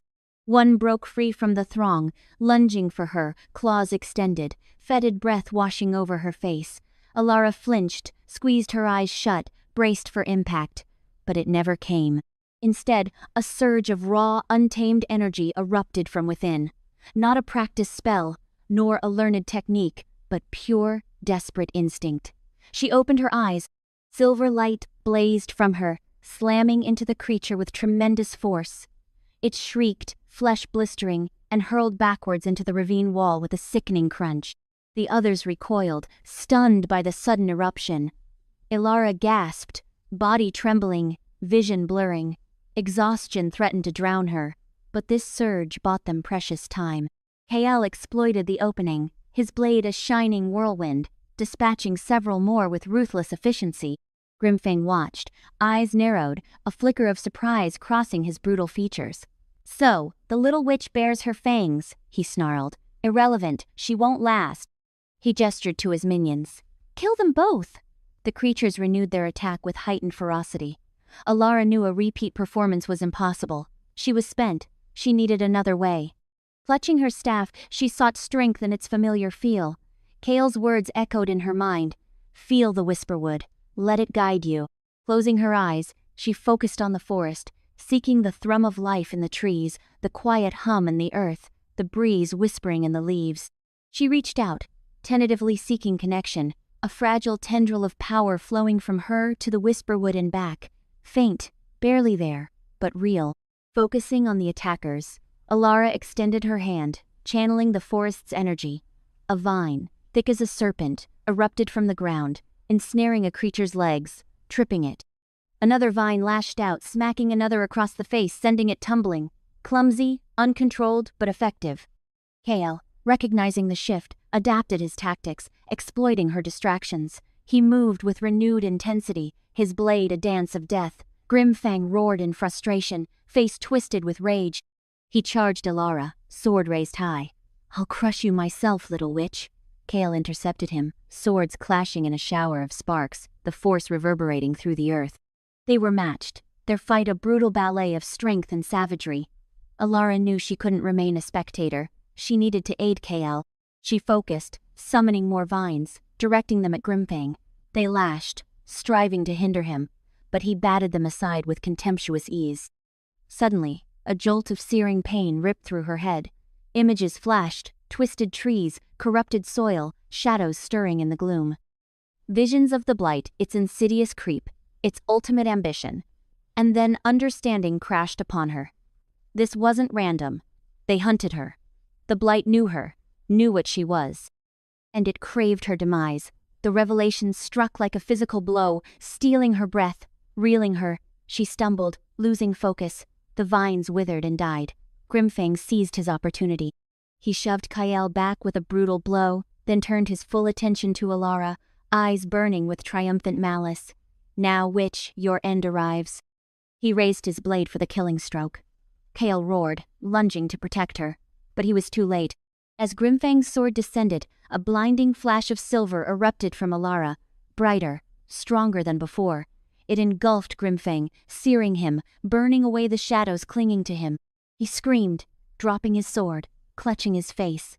The light expanded, pushing back the remaining creatures, forcing them into the ravine's shadows. The air crackled, the stench of decay replaced by ozone and wildflowers. Then, as swiftly as it had appeared, the light vanished, leaving Alara slumped against a tree, weak and trembling. Kale rushed to her, his face etched with worry. Grimfang, face a charred mess, scrambled to his feet, eyes filled with hatred. "This is far from over, King of the Whisperwood," he snarled. "The blight will devour you all, and the little witch shall face a fate beyond death." He vanished into the shadows, his remaining forces melting with him. Kale knelt beside Alara, gently touching her face. "Alara, are you all right?" She nodded faintly, body still shaking. I think so." Kale helped her up, his expression grim. "They sought you, Alara. The blight is aware of you. It knows your powers." Alara stared, eyes wide with alarm. "What does that imply?" "It implies," Kale said, voice low and grave, "that time is running out." The ancient temple. Kale's arm offered a steadying anchor as they stumbled away from the carnage. Each footfall was a fresh wave of torment for aching muscles, yet the memory of Grimfang's grotesque visage and the creeping paralysis of blight-tinged power spurred Alara onward. The Whisperwood, usually a sun-dappled sanctuary humming with life, now choked her with a sense of claustrophobia. Trees loomed like disapproving sentinels, their shadows stretching into grasping claws. "You holding up?" Kale's voice, a low vibration against her temple, resonated with concern. She managed a nod, each breath a ragged gasp. "Just need respite soon." He didn't press, his quiet acquiescence speaking volumes of his own depleted reserves. He had borne the brunt of Grimfang's fury, a buffer while she grappled with the bewildering energy blossoming within her. The sight of the blight, a festering corruption clinging to his fur, etched itself into her memory, the way it shriveled and retreated from her touch. The blight, it recoiled from her. They pressed on, Kale charting a course through the dense undergrowth, skirting pools of tainted earth where the shadow blight had taken insidious root. The very air felt viscous, thick with the coppery tang of spilled blood, and the sickly sweet perfume of rot. A misstep, a gnarled root, and a jolt of pain shot through her ankle. Kale's grip tightened, averting a full fall. "Easy," he murmured, his breath warm on her ear. "Almost there. Where are we going?" She rasped, her throat raw. "Sanctuary," he answered, his gaze unwavering, beyond the blight's easy reach. Finally, an eon later, Kale halted before a seemingly impenetrable curtain of ivy. Indistinguishable from the surrounding foliage, it concealed a secret. His fingers danced across the verdant surface, tracing an unseen pattern. A subtle click, barely audible, and a section of the ivy rippled, unveiling a narrow aperture that swallowed the light. "This way," he urged, drawing the verdant screen aside. Hesitation pricked at Alara. The air emanating from the opening was cool, heavy with the aroma of moss and something far older, a resonance that vibrated within her very core, a siren's call both alluring and terrifying. Sensing her trepidation, Kael reassured, "Safe, Ilara, I promise, the ancient temple." He vanished into the darkness, and she followed, parting the heavy ivy.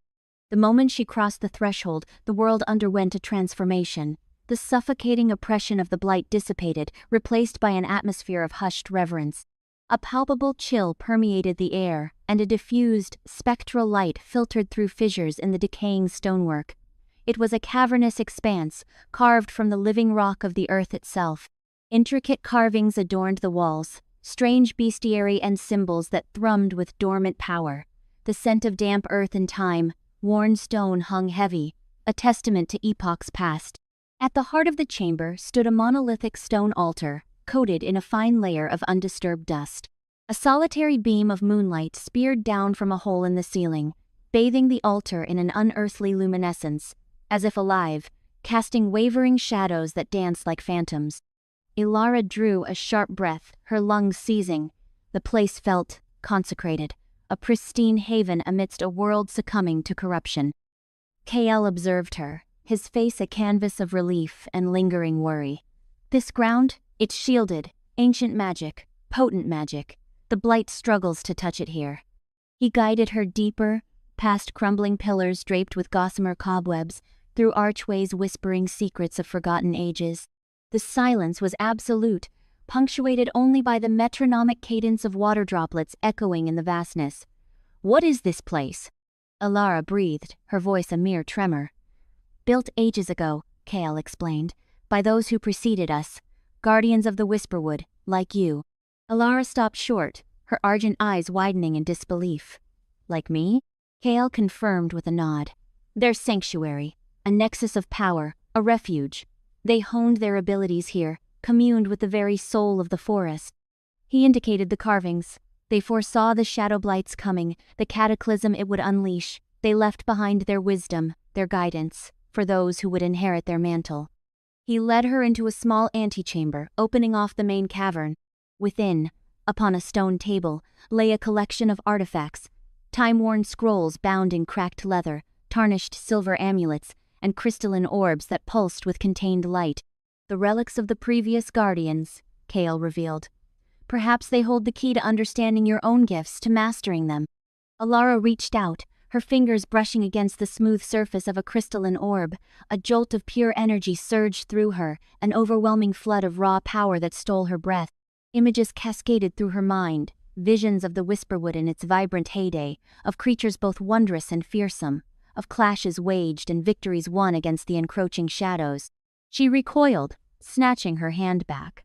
The visions dissipated, leaving her reeling and disoriented. "What was that?" she gasped, her voice fragile.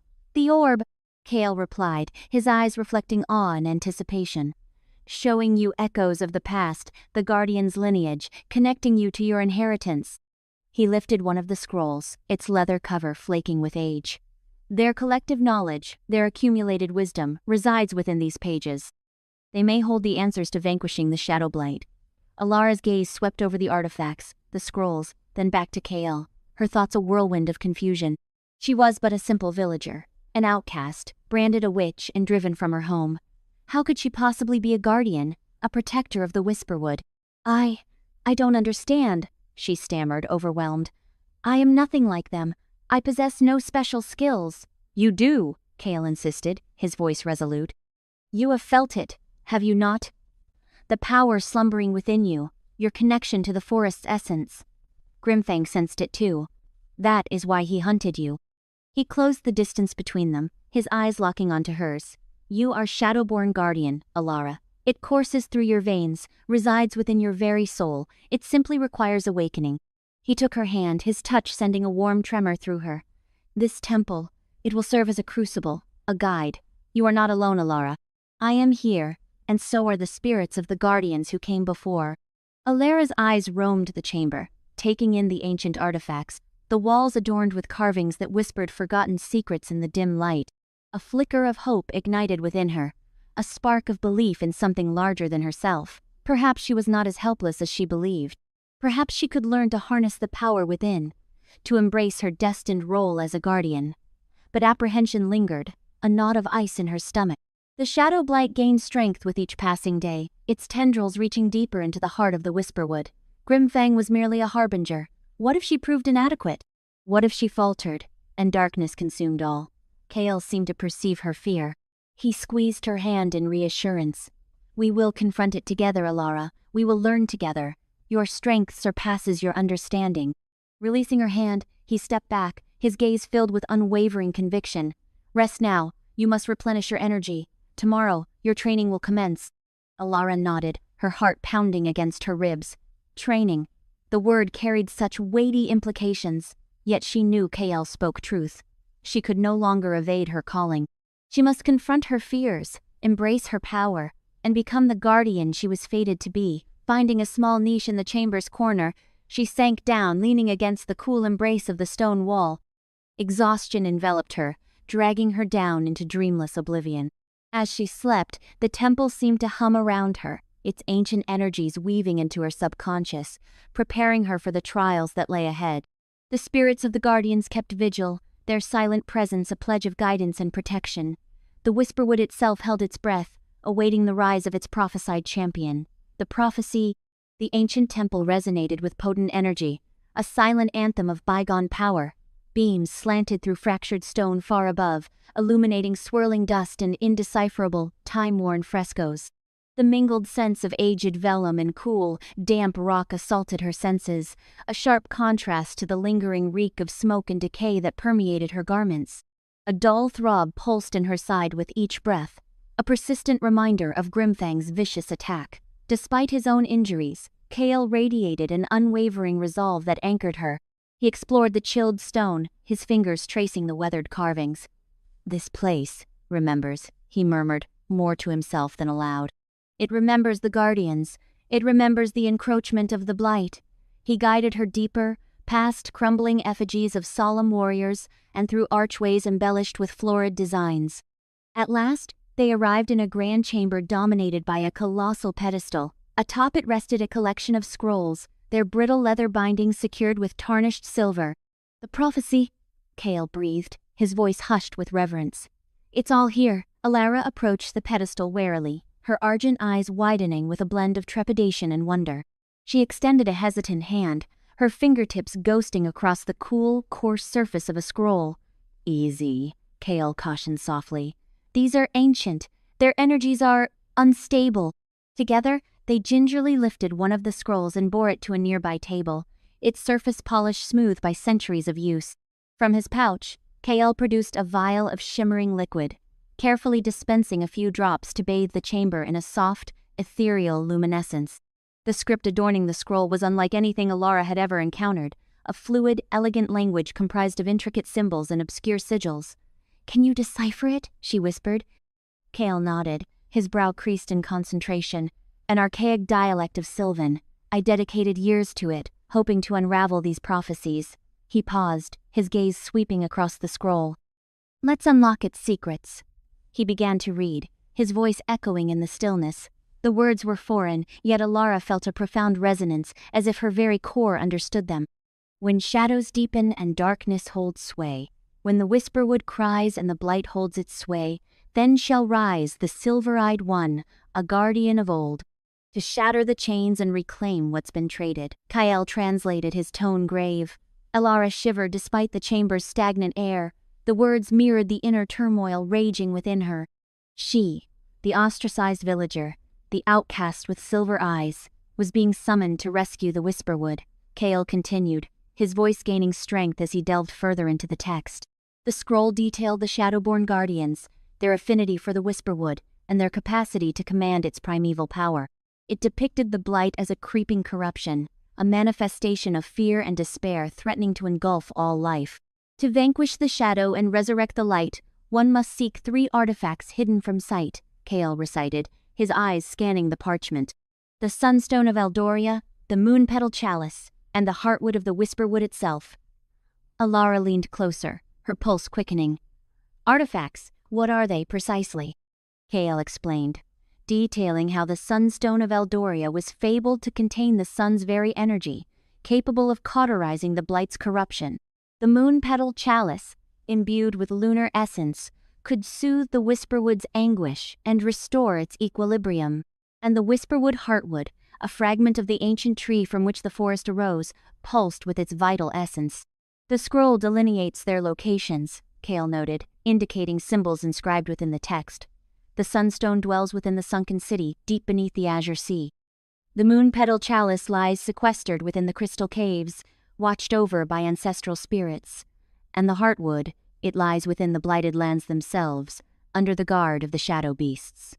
Alara's breath hitched. Each location sounded more treacherous than the last.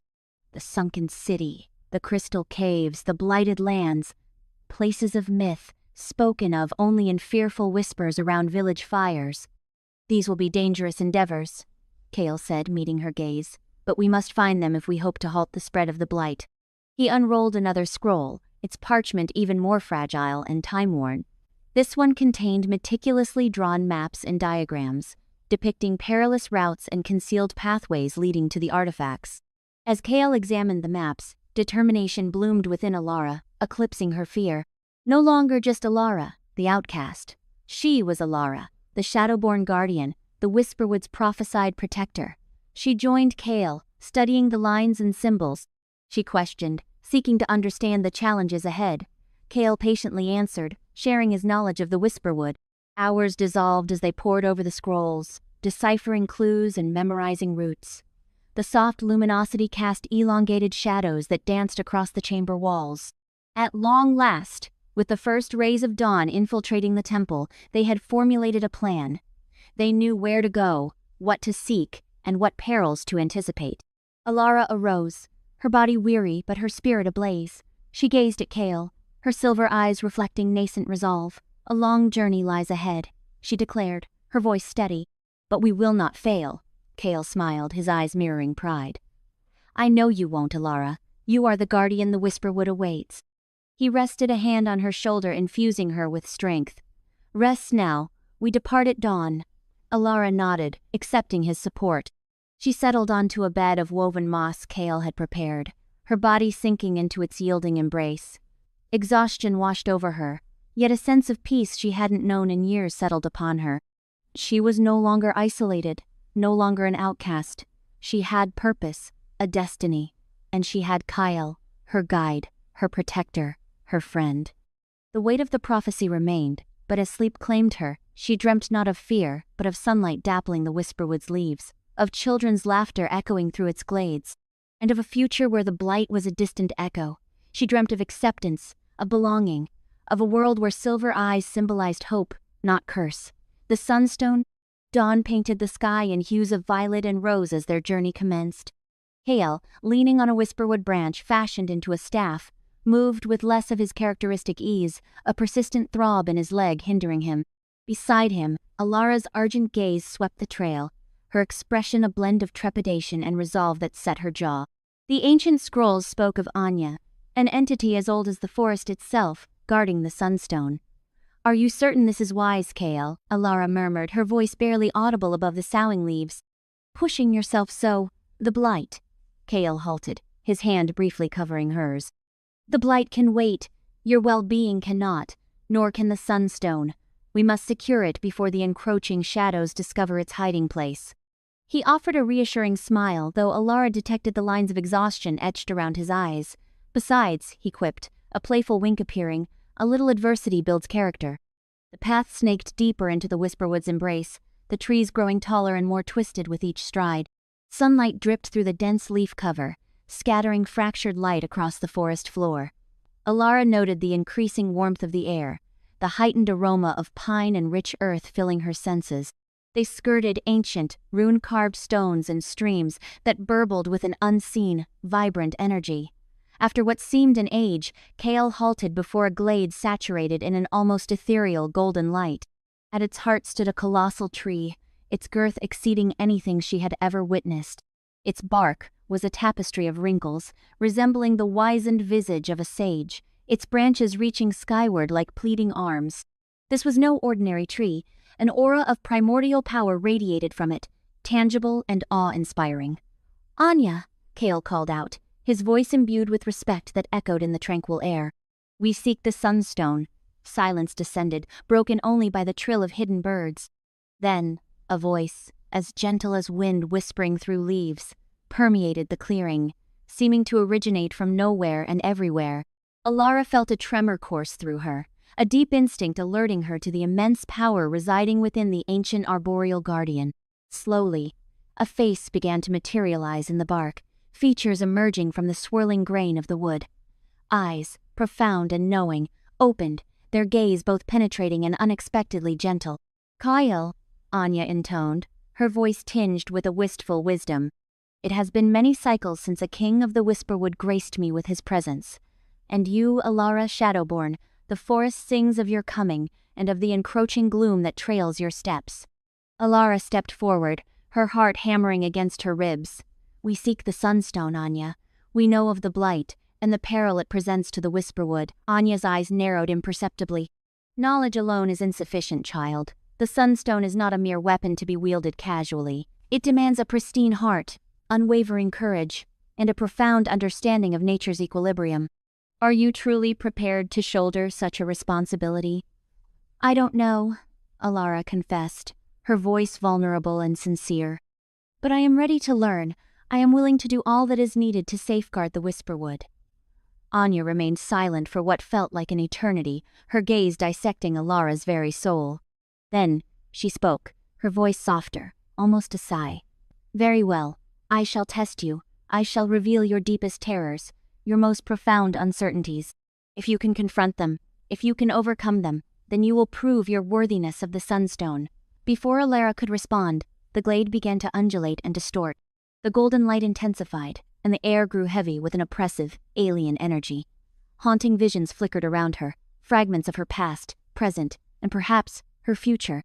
She saw the faces of villagers, twisted in expressions of loathing and dread, their voices reverberating in her mind, branding her a pariah, a monstrosity. She felt the familiar ache of solitude, the crushing burden of isolation. Then, the visions morphed. She witnessed Kale, emaciated and wan, consumed by the blight, his eyes reflecting utter despair. He reached toward her, his voice a ragged whisper. "Alara, save the forest." Dread seized her. She saw herself, standing alone against the relentless darkness, the Whisperwood decaying around her, the blight devouring everything she cherished. She was impotent, helpless, doomed to failure. "No!" Alara cried out, her voice fracturing with raw emotion. She stumbled backward, striving to flee the horrifying visions, but they pursued her relentlessly, closing in, suffocating her. She saw her mother's face, indistinct and blurred, yet brimming with profound sorrow. A voice whispered, not Anya's, but one resonating from the depths of her being, "You are not strong enough. You will fail as I did." Doubt gnawed at her, spewing insidious deceits, eroding her confidence, her hope. Was she truly destined for failure? Was she merely a callow youth burdened with an insurmountable task? Kale's voice, though faint, sliced through the miasma of darkness. "Alara, look at me!" She struggled to focus, to wrench her gaze from the terrifying specters. Kale stood before her, his eyes radiating unwavering faith, his hand outstretched. He was bruised and weary, the blight's shadow tainting his features, but his spirit shone through, a beacon of hope against the gathering gloom. "These are mere phantasms, Alara," he said, his voice steady and filled with comfort. "They hold no real power. You are stronger than your anxieties. You are the Shadowborn Guardian." His words reverberated within her, igniting a spark of defiance in the suffocating darkness. She gazed at Kale, his face etched with pain and resilience, and she recalled the kindness he had extended, the trust he had placed in her, even when others had rejected her. She thought of the Whisperwood, its ancient groves, its hidden clearings, its vibrant life, all imperiled by the blight. She thought of its inhabitants, the deer, the birds, the spirits, all depending on her protection. And then she remembered her mother. Not the blurred, sorrowful apparition, but the memory of her loving embrace, her gentle smile, her unwavering belief. She recalled her mother's words, spoken long ago, when Alara had felt lost and adrift. "You are special, Alara. You carry a light within, a strength that none can extinguish. Never forget that." The visions began to dissipate, their power waning before her newfound determination. She squared her shoulders, her silver eyes blazing with resolve. She would not surrender to fear. She would not yield to uncertainty. She would fight for the Whisperwood, for Kale, for her mother, for all who believed in her. She drew a deep breath, channeling strength from the earth beneath her feet, from the air around her, from the very heart of the Whisperwood. She reached out and grasped Kale's hand, his touch grounding her, anchoring her to the present. "I am ready," she declared, her voice ringing out, clear and resolute. "I will not fail." The glade shimmered anew, the golden light blazing, banishing the darkness. The visions vanished, leaving Alara and Kale standing before Anya, the ancient arboreal spirit. Anya's eyes, while still piercing, held a glimmer of warmth. "You have confronted your terrors, Alara Shadowborn. You have demonstrated your courage and your compassion. You are worthy." She extended a branch towards Alara, and a beam of sunlight coalesced into a radiant golden stone, pulsating with warmth and energy, the Sunstone. "Take it, child," Anya said. "Wield it wisely. And remember, true strength resides not in raw power, but in the resolve to face one's own darkness." Illusions of the Moonpetal. The air inside Moonpetal Cave pressed in, a stifling blanket compared to the Whisperwood's airy expanse. It carried the cloying scent of turned earth and something akin to overripe blooms. Alara's skin prickled. She tightened her cloak. The Sunstone, a comforting ember against her sternum, offered meager solace in the heavy atmosphere.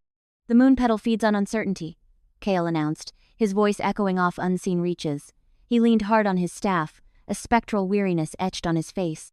The trek to Anya, coupled with the subsequent trial, had taken a dire toll, and the blight festering on his shoulder flared with renewed virulence. "It crafts mirages born of your deepest anxieties. Trust your gut, Alara. Believe in what you know." "Easier professed than practiced," she mused, her gaze flicking around the space. Their entry point had already dissolved into shadow. Before them, a faint track beckoned, barely visible in the soft, unearthly luminescence that seemed to emanate from the stone itself. They began their cautious advance, each footfall hesitant. The oppressive quiet was broken only by the infrequent plink of water from the unseen depths. After what stretched into an eternity, the passage broadened into a more expansive chamber. Then the visions began to manifest. Subtleties, at first. Fleeting shadows at the periphery of her vision, a phantom susurrus riding on a non-existent breeze. Alara clutched the Sunstone, anchoring herself to its warmth, to Kale's presence beside her. Abruptly the ground lurched beneath her, one moment solid rock, the next sucking mud, the reek of decay assaulting her nostrils. She stumbled, reaching for Kale, her fingers grasping only empty space. Gone, panic clenched at her heart. "Kale?" she called, her voice a tremulous thread. "Where are you?" Only the mocking reverberation of her own terror answered. Through roiling mists that had spontaneously materialized, she glimpsed them. Her parents, framed by their old cottage, a place unseen for years. Tendrils of smoke curled from the chimney, painting a fantasy of domestic tranquility that had eluded them in life. "Alara," her mother's voice gentle yet laced with the familiar weariness Alara knew so well. "Is that you, child?" Alara's spirit surged. She yearned to race to them, to drown in their embrace, to finally hear the words of love and approval she craved, but something staunchly resisted.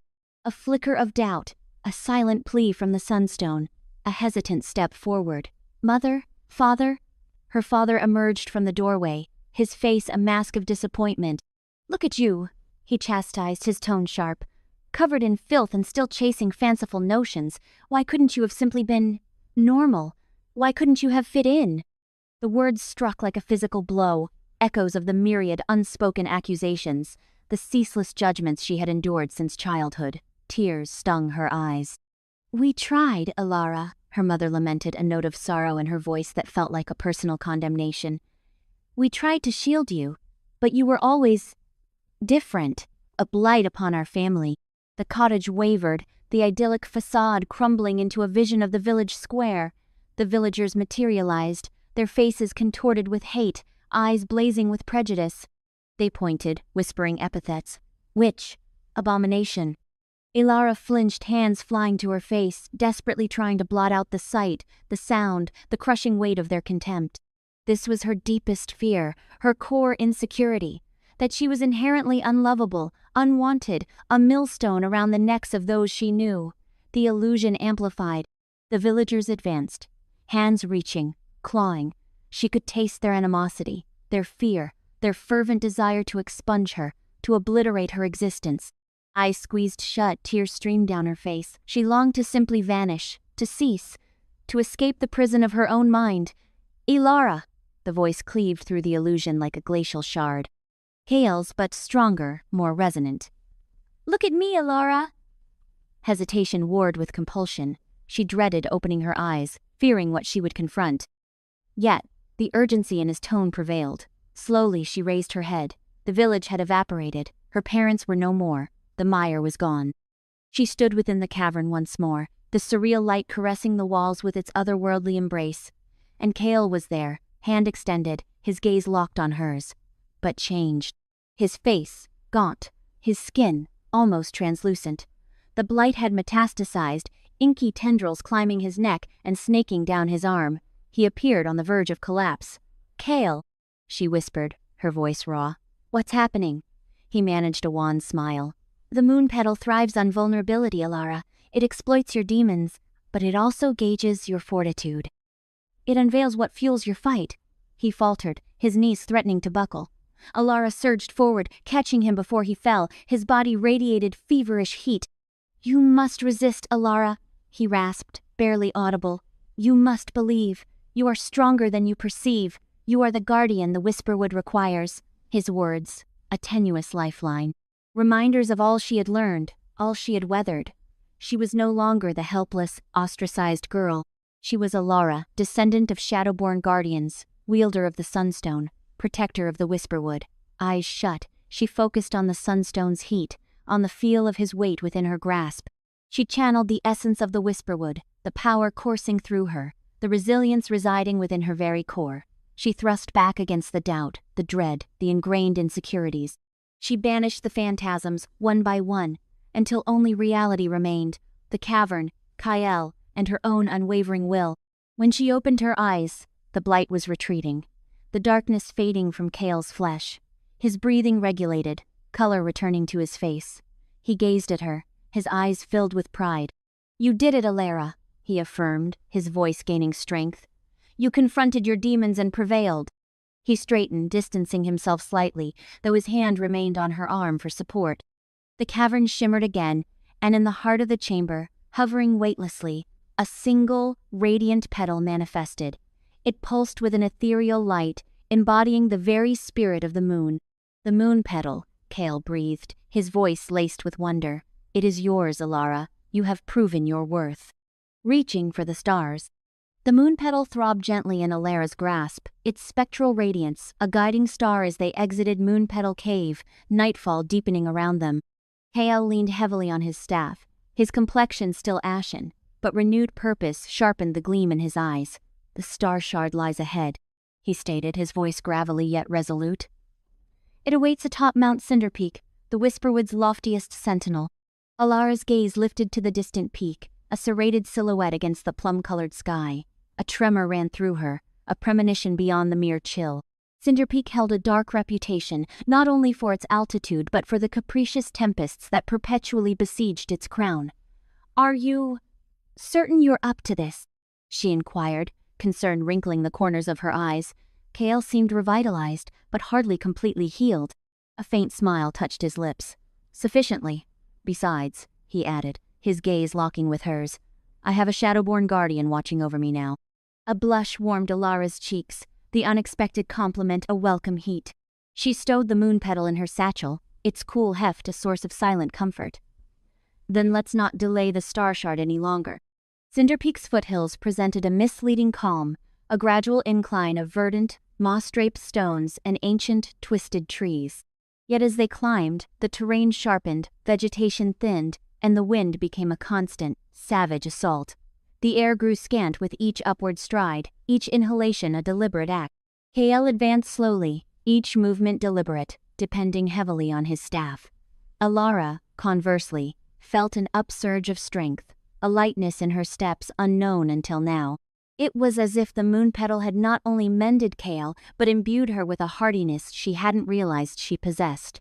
"Rest a moment," she encouraged, halting by a stand of wind-scoured pines. Kale nodded in gratitude, collapsing onto a moss-covered boulder. The star shard possesses unimaginable power, he gasped. Enough to strike at the heart of the shadow blight, but the mountain, it tests the mettle of those who seek it. Alara surveyed their situation. The sky deepened toward ebony. The wind howled like a tormented spirit, lashing her hair across her face. The mercury had plummeted, and her breath bloomed in the frigid air. What sort of trials? She questioned, though a part of her already understood. This pilgrimage, like the last, would demand more than mere physical endurance. Kale fixed her with a somber stare. The mountain, it thrives on dread. It amplifies misgivings, swells weaknesses. You must remain resolute, Ilara. Resolute in spirit as well as skill. She returned his gaze, her own determination solidifying. She had confronted her deepest fears in the Moonpetal Cave. She had stared into the void of her own self-doubt and emerged fortified. She would not yield now. As if answering her resolve, the wind intensified, swirling snow around them in a disorienting whiteout. The first flakes pricked her skin like frozen needles.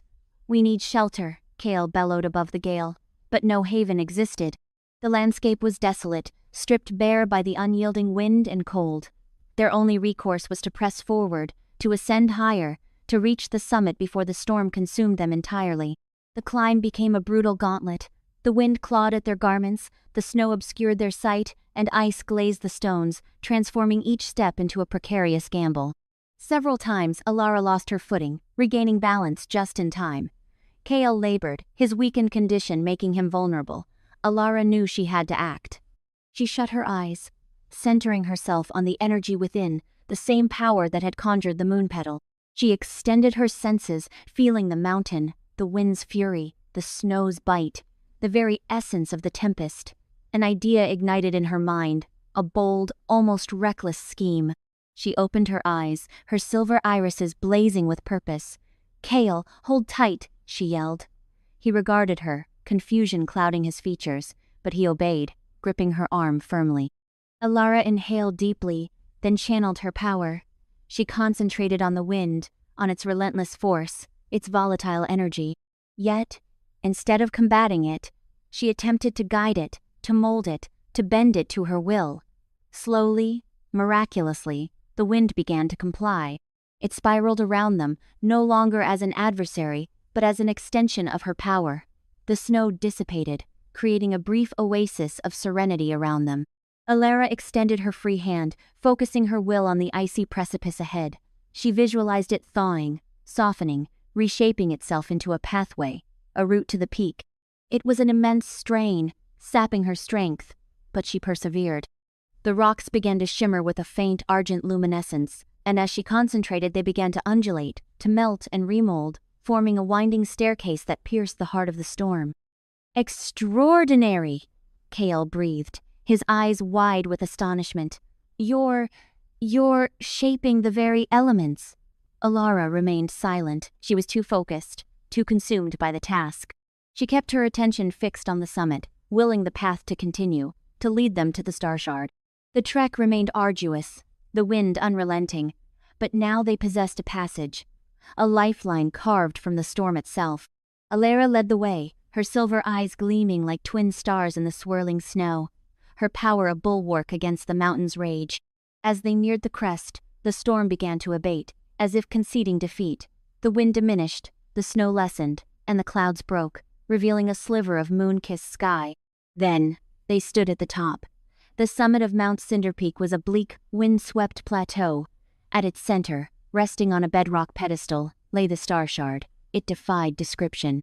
A splinter of unadulterated, crystalline energy. It pulsed with an inner fire, a radiance that seemed to emanate from the cosmos itself. It refracted every conceivable hue, a vibrant swirl of celestial beauty. Alara approached tentatively, drawn to it as a moth to a flickering flame.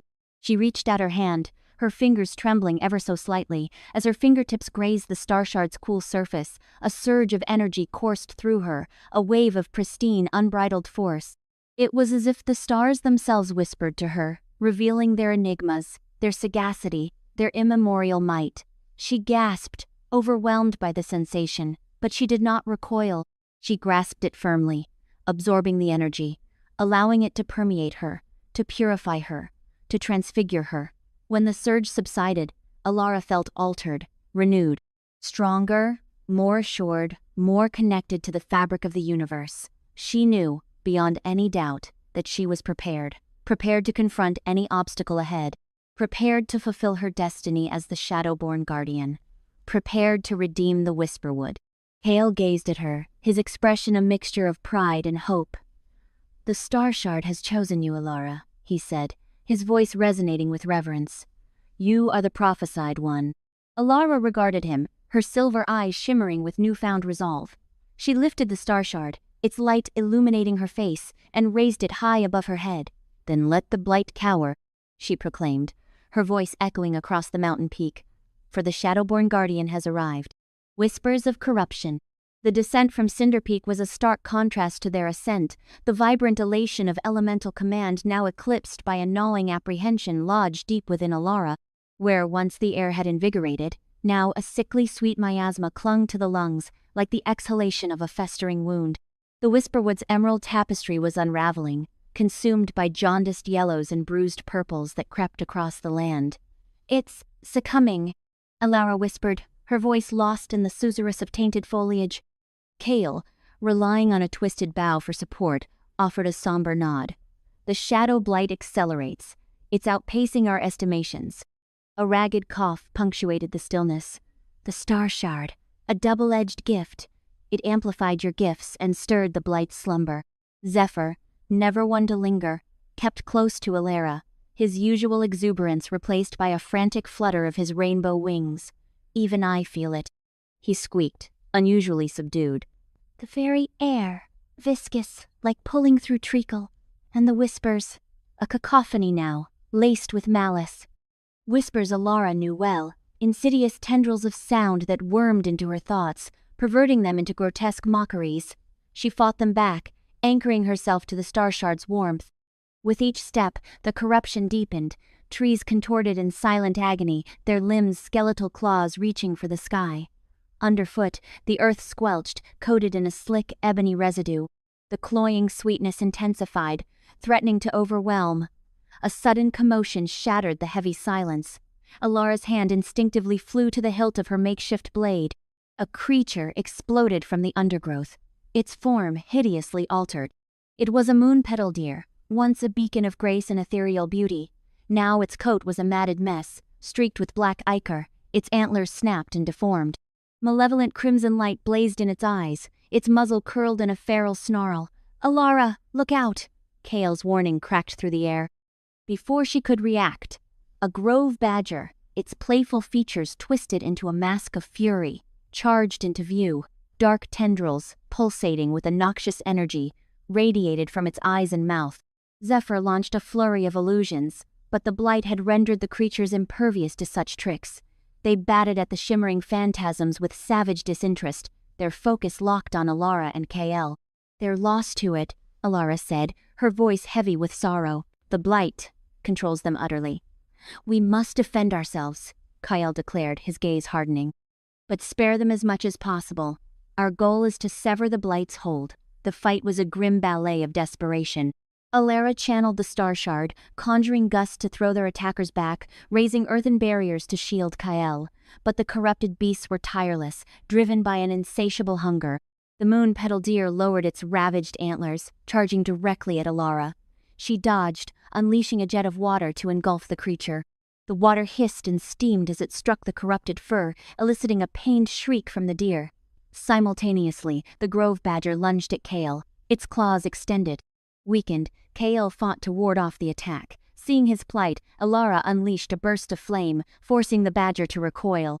"We can't sustain this," Alara panted, her lungs afire. "There are too many." As if summoned by her words, more warped creatures emerged from the shadows. Squirrels with needle, sharp incisors, birds with soot, stained plumage, rabbits with incandescent eyes. The Whisperwood, once a haven, had become a charnel ground for the blight's insidious work. "We need sanctuary," Kael rasped. "A place to regroup and recalibrate." Zephyr, wings tattered and stained, pointed towards a colossal oak dominating the horizon. "The ancient oaks, they resist darkness. Refuge may lie there." With renewed resolve, Alara and Kale battled towards the ancient oak, repelling the relentless surge of corrupted beasts. The air thickened, the whispers intensified, the oppressive darkness deepened. Reaching the oak, they discovered a small haven beneath its sprawling canopy. The earth here remained verdant, untouched by the encroaching corruption. The air tasted cleaner, purer. A reprieve. Alara sighed, sinking against the tree's gnarled trunk. Kale collapsed beside her, his face ashen. For now, he cautioned, but the blight advances. It will claim even this sanctuary. Zephyr perched on a branch above, his multifaceted eyes scanning the perimeter. It waxes stronger, he twittered, his voice laced with fear. A chill I feel, a hand upon my heart. Alara closed her eyes, summoning the star shard's warmth, feeling its power, its light, yet also sensing the encroaching darkness, the corruption clawing to extinguish it. We race against time, she declared, her voice filled with urgency. We must gather the other artifacts and discover how to halt the blight before it consumes all. Kale nodded, his gaze resolute. Then no time to spare. The Whisperwood is lost, one darkened leaf at a time. He looked at Alara, a mix of hope and anxiety etched upon his face. The fate of this place, perhaps the world, rests upon your shoulders, Alara. Do you accept this burden? Alara opened her eyes, her silver gaze unflinching. I do. Preparing for battle, the air, thick with the cloying sweetness of rot, pressed down on them as they hobbled through the Whisperwood. A jaundiced light, filtered through diseased foliage, leached all color from the world, leaving only shades of decay. Kale's breath hitched with each step, his weight supported by a crudely fashioned staff. Alara, despite the star shard's power thrumming beneath her skin, felt the forest despair like a suffocating blanket, the blight's touch a constant, chilling vibration. The temple, Kale croaked, gesturing towards the barely discernible outline of weathered stone swallowed by the twisted trees. Almost there. Once a vibrant sanctuary, the temple now displayed the ravages of the encroaching gloom. Fissures webbed its ancient face, obscuring the once exquisite carvings beneath a shroud of creeping moss and festering shadow blight. Yet, crossing the threshold, Alara sensed a spark of residual power clinging to the stones, a fragile ember in the overwhelming darkness. The main chamber remained largely unscathed, the circular altar at its center emitting a soft, unearthly radiance. This was it, the nexus where, united, the artifacts could unleash the energy required to beat back the blight. A shared glance of grim resolve passed between them as they approached. With meticulous care, Alara placed the star shard upon the altar. The crystal resonated with potent force as it touched the ancient stone, humming a song of forgotten power. Kale, his hands trembling, set down the whisper-wind orb. Its swirling mists flared briefly, before settling into a measured, rhythmic pulse. Lastly, from beneath her tunic, Alara produced the sunstone amulet, its comforting warmth, a stark contrast to the blight's icy tendrils, and laid it carefully beside the others. As the three relics came together, a visible wave of energy swept through the chamber, the air itself shimmering. The altar's faint glow intensified, bathing the room in a soft, otherworldly light. Alara felt a surge of invigorating power coursing through her, the artifacts amplifying her own abilities, pushing her to the brink. Now, Kale said, his voice tight with strain. Focus. Channel the energy. Prepare. They sat, facing the altar, eyes closed, minds reaching out to the palpable ancient energy. Alara centered on the star shard, its chaotic power a reflection of the inner turmoil threatening to consume her. Plunging deeper, she sought understanding, control over the tempestuous force within. Visions flooded her mind, cascading nebulae, exploding stars, the untamed force of creation and annihilation. It was terrifying, exhilarating, consuming. Kale, his connection to the Whisperwood fraying under the blight's assault, fought to maintain his concentration. He reached for the forest's ancient spirits, begging for guidance, for strength. He felt their agony, their despair, the slow death of the world they had sworn to safeguard. But amidst the bleakness, a thread of hope remained, a belief in Alara, the Shadowborn guardian. Time dissolved as they meditated, their minds entwined with the Whisperwood's destiny. Alara felt a metamorphosis within, a merging of her own essence with the artifact's power. The chaos began to crystallize, to find a point, a purpose. She was no longer merely a girl burdened by prophecy, but a vessel a conduit for the ancient power capable of saving the forest. KL, emboldened by Alara's unwavering focus, felt a resurgence of determination. The blight might devour the forest, but it would not extinguish his spirit. He would fight, protect, stand beside Alara until the end. Finally, what felt like an age later, Alara opened her eyes. They burned with a heightened silver intensity, reflecting the power surging through her. She looked at KL, his face etched with exhaustion, but his gaze firm. "I think," she whispered, "I think I'm ready." KL nodded, a ghost of a smile touching his lips. "Then let us prepare for what awaits." The following hours were spent in hushed preparation. Despite his fatigue, KL painstakingly cleaned and honed his ancestral sword, its steel gleaming in the ethereal light. Guided by an unfamiliar instinct, Alara studied the star shard, her fingers tracing the intricate designs carved into its surface. She felt an inexplicable connection to the crystal, a profound understanding of its capabilities. She experimented with the energy, channeling it through her hands, learning to modulate its flow, its intensity. She practiced forming shields of light, interweaving them with strands of shadow, constructing defenses against the blight's vile corruption. As dusk fell, draping the temple in lengthening shadows, Alara and Cal stood shoulder to shoulder, ready to confront the encroaching darkness. The air buzzed with anticipation, the silence punctuated only by the soft thrum of the altar.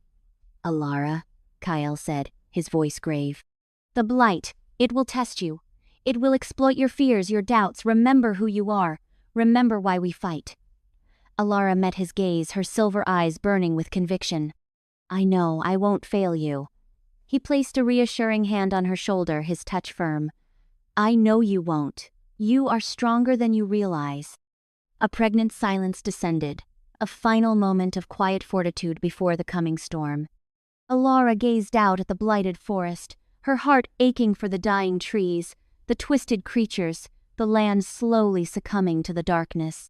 She knew the battle ahead would be brutal, pushing her beyond her limits. But fear held no sway. She was prepared. "The blight draws near," Alara announced, breaking the stillness. "I can feel it." "Then we confront it," Kael responded, drawing his sword. The blade sang as it cleared the scabbard, a lament in the failing light. "For the Whisperwood! For the Whisperwood!" Alara echoed, her hand instinctively touching the star shard at her hip. The crystal pulsed with energy, a silent promise of power, a beacon of hope amidst the encroaching despair. Together, they stepped from the temple into the heart of the blighted forest to face their destiny.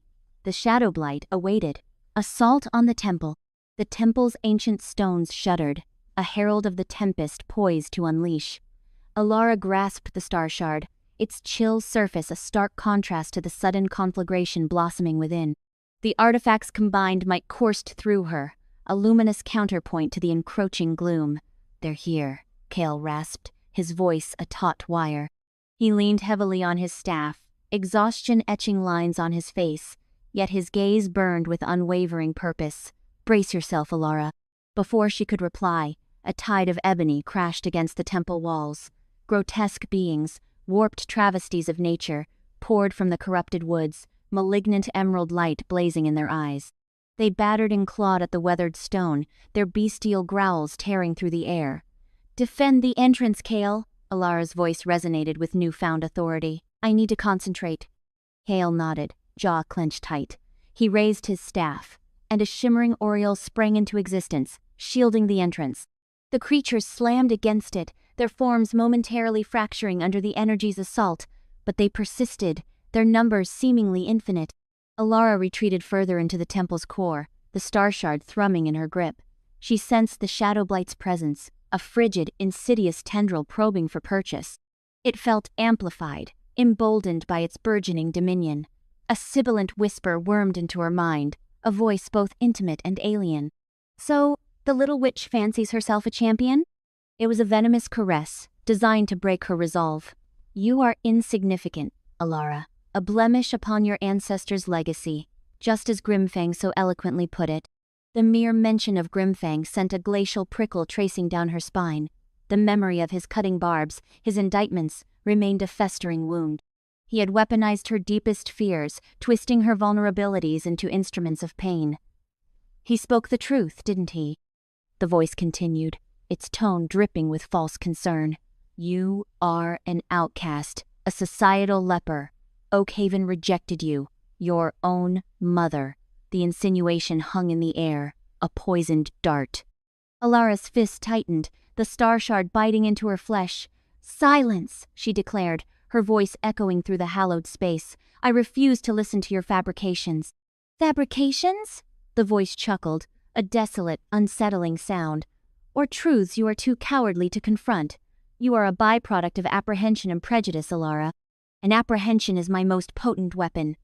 As the voice concluded its taunt, a form materialized before her, solidifying from the surrounding gloom. It was elongated and emaciated, its features concealed by swirling shadows, but its eyes radiated the same virulent green light as the horrors besieging the temple. It was an emissary of the Shadow Blight, a tangible embodiment of its defiling essence. "You are powerless against me," the apparition hissed, its voice a grating rasp. "You are too frail, too exposed. You are shackled by your history, weighed down by the scorn of others." Alara stood firm, her heart hammering against her ribs. She could feel the Shadow Blight probing her consciousness, seeking out weaknesses, exploiting her doubts, but she would not yield. She had journeyed too far, sacrificed too much, to succumb to its insidious grasp. "I am not the person you perceive me to be," she retorted, her voice trembling slightly but resolute. "I am not the frightened child you seek to manipulate. I am Alara, and I am a guardian." She brandished the star shard, its radiance flaring with renewed vigor.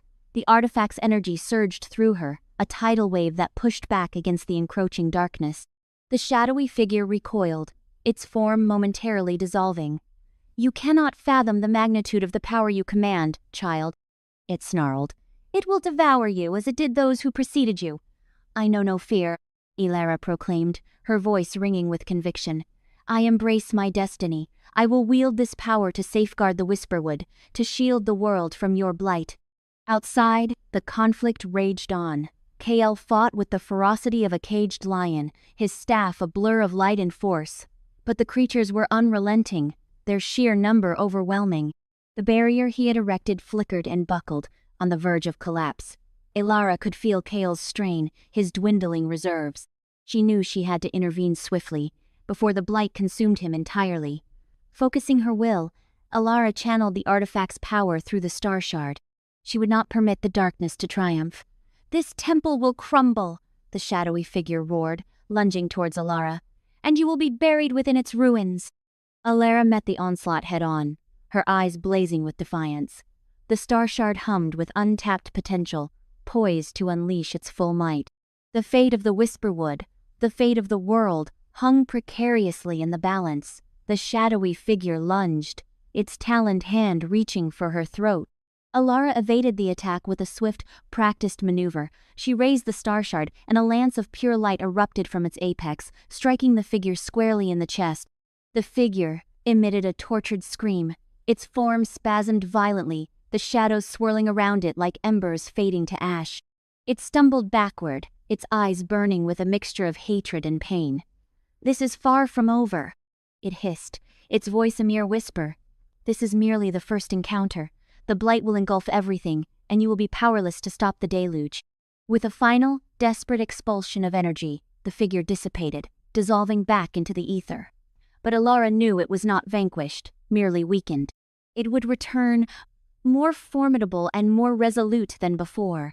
She turned her attention to Kael, her heart pounding with apprehension. The barrier he had summoned was fracturing, the creatures pressing inward with each passing second. She had to assist him, or all would be irrevocably lost. Summoning her strength, Alara extended her hand, directing the star shard's energy outward. A wave of luminescence flooded the temple entrance, repelling the creatures with staggering force. They recoiled, hissing and screeching, their forms momentarily destabilizing in the purifying glow. Kael stumbled backward, his face ashen and drawn. He gazed at Alara with a mixture of wonder and relief. "Thank you," he managed, his voice raspy. "I don't know how much longer I could have contained them." "We are far from finished," Alara replied, her eyes sweeping the blighted forest. "This was merely a prelude of what is to come. The Shadow Blight will not concede defeat readily." We must be prepared for its inevitable return. She understood that the true conflict had only just commenced. The Shadow Blight was a fearsome adversary, and its power swelled with each passing sunrise. But she was no longer the timorous girl who had been banished to the Whisperwood. She was a guardian, empowered by artifacts of old, and she would not waver in her commitment to defend the land from encroaching darkness. Alara peered into the depths of the Whisperwood, her connection to the star shard deepening, preparing for the inevitable conflict ahead. The power within. The temple shuddered, not from the marauding blight spawn, but from the untamed force coursing through Alara. The sunstone, nestled against her breast, radiated a heat that battled the creeping frost of the Shadow Blight. Moonpetal, clutched tight in her left hand, emitted a serene, pulsing luminescence, a defiant spark against the encroaching gloom. And in her right, the star shard hummed, a bottled cosmos eager to unleash its celestial fury. Resistance is futile, child. The Blight's voice hammered, an invasive mental violation, a serpent coiling around her sanity. You are frail, fractured, forsaken just as they predicted. Glimpses, unwelcome and sharp, flashed behind her eyelids. Scornful visages, accusatory gestures, the implacable gates of Oakhaven slamming shut. The mental intrusion intensified. They judged you correctly, Alara. You are worthless. She faltered, the combined artifacts suddenly an unbearable weight. Doubt, an old adversary, threatened to drown her. At the threshold, Kale, his face ashen but unwavering, fought with desperate grace, his staff a whirling vortex of energy, repelling the relentless tide of corruption. Each movement was economical, precise, honed by years of dedication, yet Alara saw the lines of exhaustion etched deep in his face. He couldn't withstand them forever. No, she choked, banishing the haunting visions. She centered herself on the sunstone, drinking deep from its vital essence. She recalled the yielding earth beneath her feet in the Whisperwood, the resinous tang of pine after the rain, the quiet sanctuary she had discovered in solitude. I am not broken, she asserted, her voice shaky but resolute. I am not frail. A shadowy figure materialized before her, a towering specter swathed in obscurity, its eyes twin embers of malice. A grotesque parody of humanity, a warped mirror reflecting her deepest insecurities. Behold yourself. The entity sneered, venom lacing its tone. Clinging to baubles feigning heroism. You are a leper, Alara, an exile. No one will ever accept you. The Blight's barbs were like slivers of ice, piercing her spirit. She envisioned her father's disappointed countenance, heard the villagers' hushed accusations of witchcraft, felt the sharp sting of rejection. The specter extended a taloned hand, its touch promising annihilation. Alara recoiled, but held her ground. She squeezed Moonpetal, its soothing radiance a balm against the Blight's poison. She remembered the rustling willows, the gentle creatures of the wood who had embraced her without hesitation, Kale's steadfast friendship. You are mistaken, she countered, her voice gaining strength. I am not alone. She focused her will, channeling the artifact's power, drawing on the ancient energies resonating within her. The sunstone blazed, Moonpetal glowed with an unearthly incandescence, and the star shard vibrated with latent force. The air crackled, distorting the specter's form. This power, it is not yours to wield, the entity hissed, a tremor of fear in its voice. You are unworthy. It belongs to those who need it, Alara snapped back, her voice ringing with newfound conviction. It belongs to the Whisperwood. It belongs to me. She raised the star shard aloft, its facets catching the light, scattering it in a dazzling spectrum. The temple filled with an ethereal radiance, obliterating shadows, repelling the advancing darkness. I am not who you perceive me to be, Alara declared. I am Alara of the Whisperwood, and I will not succumb to fear. Her silver eyes ignited with fierce intensity, a beacon of hope against the encroaching night. The light intensified, swelling until it suffused the entire temple. The spectral figure recoiled, its form dissolving and fracturing. No! It howled, its voice fading to a whisper. This is not the conclusion. With a final surge of energy, Alara unleashed the combined power of the artifacts. A wave of pure light cascaded through the temple, purging it of the Shadow Blight's taint. The Blight creatures outside shrieked in agony and fled, retreating into the abyss. The light ebbed, leaving Alara breathless but unbroken. The temple was still, save for the labored breathing of Kyle, who leaned heavily on his staff, his face pale but a relieved smile playing on his lips. "Alara," he breathed, his voice raspy. You prevailed." She lowered the star shard, her hand trembling. The sunstone and moon petal throbbed softly against her skin, their energy receding. She gazed at her hands, her silver eyes still faintly luminous, and saw not the hands of a rejected outcast, but those of a protector, a guardian. "It is not finished," she stated, her voice filled with newfound resolve. "This was only the beginning." Kyle nodded, straightening. "Then we prepare," he said. "We gather our strength, we confront the darkness as one." He approached her, his gaze filled with warmth and admiration. He placed a hand on her shoulder, his touch a reassuring anchor. "The power resides within you, Alara," he said. "Never forget that." She met his eyes, her own reflecting the artifact's light, the glimmer of hope. She knew the path ahead would be fraught with peril and uncertainty, but fear no longer held sway. She had confronted her demons, embraced her destiny, and unearthed the strength within to champion what she believed in. The battle had just commenced, but Alara stood ready. She was a guardian, and she would not falter. The stillness of the temple was broken by the subtle stirring of leaves beyond the walls. The blight spawn were regrouping, amassing their forces for another onslaught. But this time, Alara awaited them. She stood resolute, the star shard raised high, her silver eyes blazing with the light of hope, the light of defiance, the light of a guardian awakened. The Whisperwood had found its protector, and the shadow blight had encountered its reckoning. The dormant power within Alara had been unleashed, and the darkness would soon learn to fear the dawn. Truth revealed. The air resonated, no longer with the blight's crushing weight, but with the unleashed, volatile energy Alara channeled. The inky vortex strangling the glade unraveled, dissolving into wisps of shadow that scattered like a disturbed rookery. Alara wavered, the sunstone a furnace against her chest, the moon petal's cool touch soothing her palm, the star shard throbbing with contained light at her side. The artifacts combined might have repelled the encroaching gloom, yet victory felt precarious, a house of cards threatening to tumble. Exhaustion lined Kale's face, yet his eyes blazed with relief as he offered her a steadying hand. "Alara, you did it. You pushed it back." Gratefully, she leaned on him, her breath hitching in her throat. "But it's not gone," she breathed, barely audible. "I still sense it, lurking, waiting." As if summoned, the dissipating shadows reformed, solidifying into a solitary, towering figure cloaked in midnight. Diminished, yes, but radiating a chilling malevolence that settled like frostbite on the glade. "Impressive," the blight's voice boomed, a gravelly resonance that vibrated within her very core. "You command the artifacts with skill, little guardian. But power alone is insufficient. Knowledge is key, and you, Alara, are woefully ignorant." Straightening, Alara shook off the weariness, threatening to engulf her.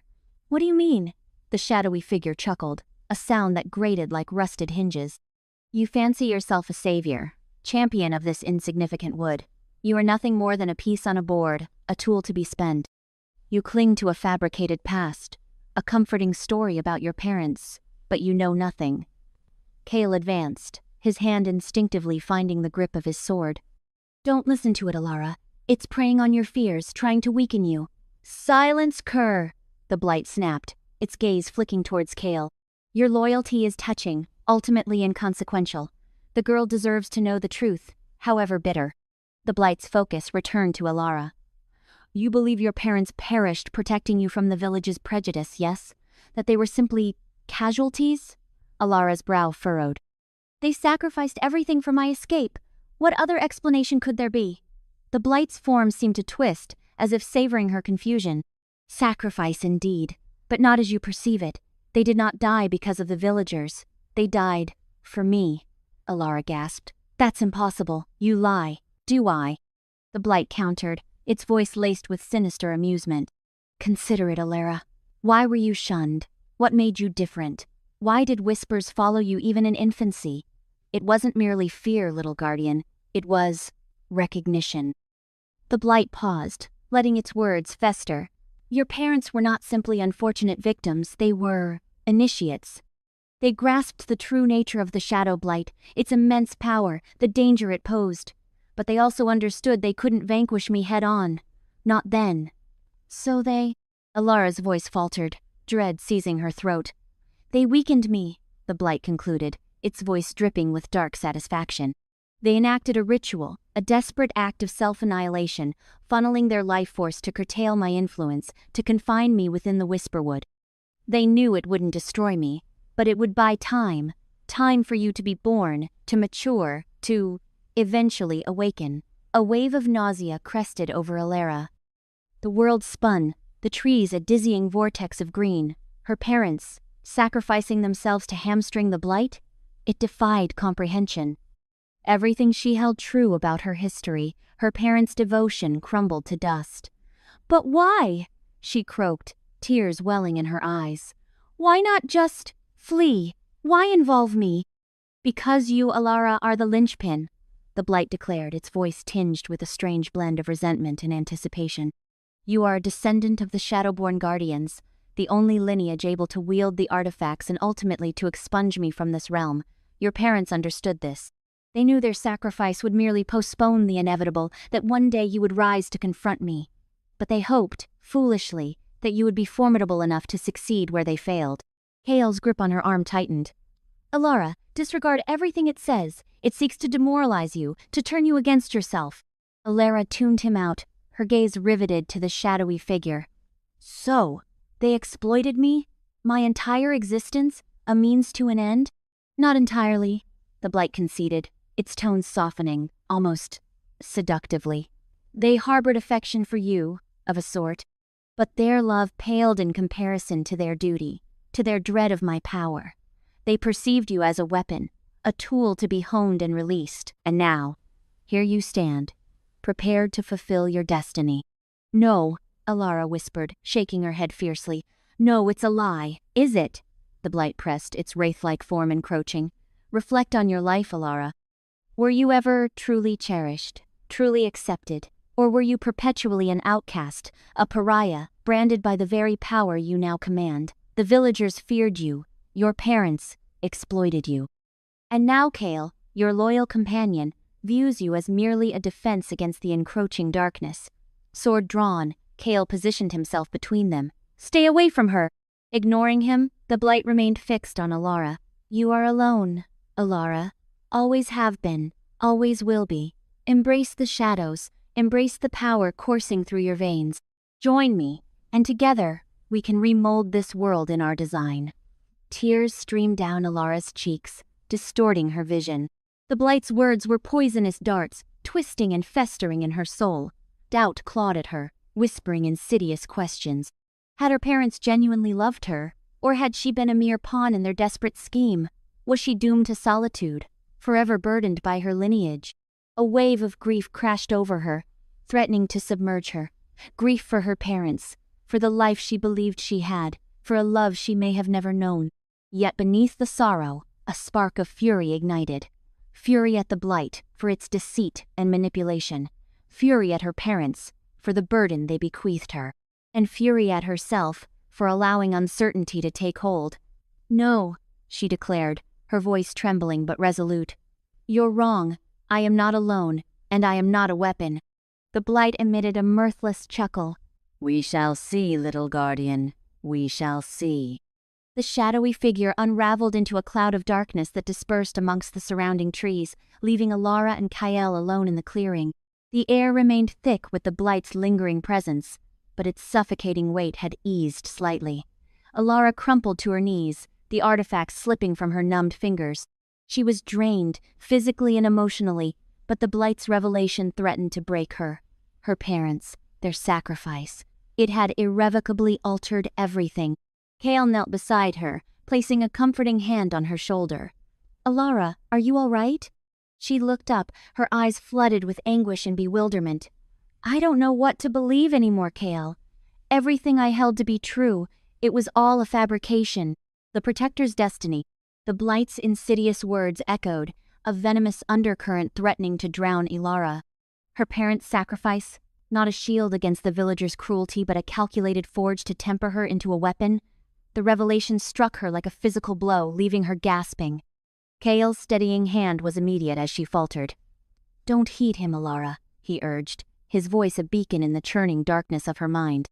His usually vibrant green eyes were shadowed with fatigue, yet his grip remained a constant.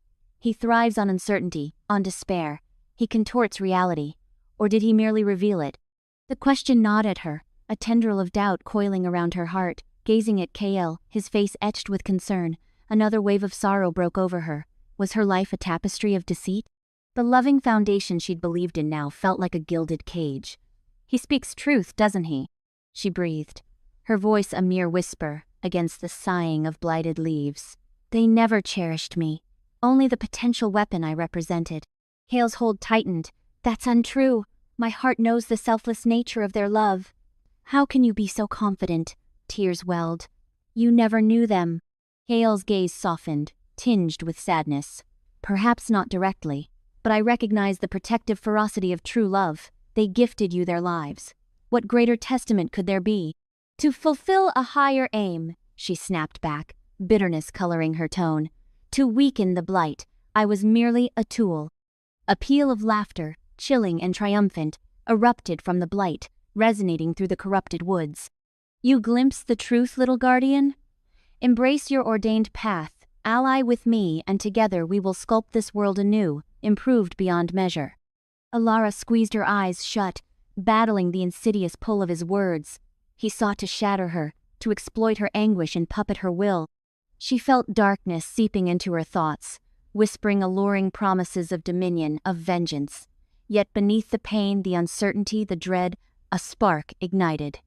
A flicker of defiance, the same tenacious spirit that had sustained her through years of alienation and solitude. Images flooded her mind. The villagers, their faces contorted by fear and prejudice, and the pain they inflicted, but also the few who had offered kindness, a simple smile, a helping gesture. She thought of KL, his unwavering trust, the comfort and acceptance she'd found in his presence. And then the Whisperwood itself, its ancient majesty and vibrant life, now stifled and twisted by the blight's corruption. The sprites and dryads, the talking creatures, all facing extinction under the shadow's relentless encroachment. They needed her. They needed the Guardian. Not as an instrument, not as a player in a timeless game, but as a shield, a protector. She faced a chasm of choice, and in that instant, recognized that her fate was not preordained. It wasn't an inheritance, forced upon her by parents or the blight. It was a path she could forge for herself. She inhaled deeply, air filling her lungs with newfound resolve. Opening her eyes, the silver within blazed with unprecedented intensity. "No!" she declared, her voice ringing clear and resolute, slicing through the blight's mocking laughter. "I will not join you. I am not your weapon. I am the guardian of the Whisperwood, and I will safeguard it, even if it requires your destruction." A roar of fury ripped from the blight, shadowy tendrils lashing out like whips. Alara stood firm, her silver gaze incandescent. She focused on the pain, the grief, the rage, channeling it into a surging tide of raw power. The artifacts she'd gathered, the sunstone, the moonpetal, the heartwood, pulsed with her energy, magnifying it, focusing it. The air crackled with visible force, the ground trembling beneath her. Hale recoiled slightly, shielding his eyes from the blinding radiance. Alara raised her hands, and a lance of pure, argent light erupted from her eyes, piercing the gloom and striking the blight at its dark heart. A piercing shriek of agony echoed as the shadowy entity recoiled, the light searing its essence. The blight's form flickered erratically, its tendrils recoiling as the silver beam intensified. Cracks spider-webbed across its shadowy armor, exposing the void within. The air around it rippled and warped, as if reality itself was unraveling. "You cannot vanquish me," the blight thundered, its voice laced with desperation. "I am eternal, the very embodiment of darkness." But Alara remained unwavering. She poured every fiber of her being into the light, driving it deeper, further into the blight's core. Visions flashed before her, her parents, their faces a blend of love and sorrow, the villagers, their features twisted by fear and resentment, Kale, his gaze reflecting trust and anticipation, and the Whisperwood, its ancient boughs reaching for the heavens, its creatures brimming with life, all relying on her strength. She would not abandon them. With a final, devastating surge of power, Alara unleashed the full might of her silver eyes. Light engulfed the blight, utterly consuming it. The shadowy form dissolved into oblivion, its screams fading into an echoing silence. The darkness receded, the crushing weight that had oppressed the whisperwood for so long lifted. The blighted leaves unfurled, their sickly gray transforming into vibrant green. The twisted branches straightened, reaching towards the sunlight with renewed vitality. A wave of cleansing energy swept through the whisperwood, mending its scars and restoring its balance. The air cleared, filled with the fragrance of blossoming flora and the melodies of birdsong. The forest creatures emerged from their hiding places, their eyes gleaming with thankfulness. Alara stood exhausted, depleted, but a profound sense of peace settled over her. The silver light in her eyes softened, yet retained a spark of strength, a promise of guardianship. She had confronted her inner demons, embraced her destiny, and liberated the whisperwood. Kale approached, his face etched with relief and admiration. He gently framed her face in his hands. "You prevailed, Alara," he whispered. "You vanquished the blight." A faint smile touched her lips. "We prevailed, Kael. We did it together." He enfolded her in a warm embrace, holding her close. "Thank you, Alara, for saving our home." Standing amidst the revitalized forest, Alara knew her journey had just begun. New trials, new perils awaited, but she was no longer the fearful, solitary girl ostracized by her village. She was the guardian of the whisperwood, prepared to confront whatever the future held. The whisperwood breathed a collective sigh of relief, the ancient trees rustling their leaves in harmonious gratitude. Sunlight streamed through the canopy, painting the forest floor with shifting patterns of light and shadow. A new chapter had commenced, one of serenity and abundance, guided by the light of the Shadowborn Guardian. The blight was gone, but the memory of its darkness would remain, a constant reminder of the importance of safeguarding the light, embracing acceptance, and choosing one's own path. Queen of the Whisperwood, the air vibrated with renewed energy, a living song that banished the blight's suffocating hush. Alara, supported by Kale's steady presence, absorbed the revitalized whisperwood. Sunlight, once strangled by encroaching shadow, filtered through the canopy, scattering shards of amber and jade across the forest floor.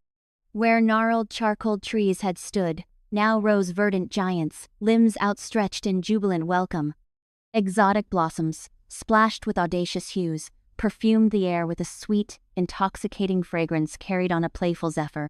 "It's breathtaking," Alara rasped, her voice still rough with exertion. Traces of the blight's insidious whispers lingered, chilling reminders of twisted accusations, but their power had waned. She had confronted, refuted, and ultimately conquered them. Kale's fingers tightened around hers. "You brought this back, Alara. You saved us." His gaze, usually composed with royal bearing, now blazed with naked admiration and a deeper emotion that quickened her pulse. With a weary smile, Alara shook her head. "We did this together. You were there, every step. I couldn't have managed it on my own." A low chuckle rumbled from him, like wind rustling through leaves. "Perhaps, but it was your inner fire that drove back the darkness, your resilience that held the corruption at bay." He swept his hand, encompassing the thriving woodland. "This is your enduring legacy, Alara." They walked on in comfortable quiet, their passage barely disturbing the newly awakened undergrowth.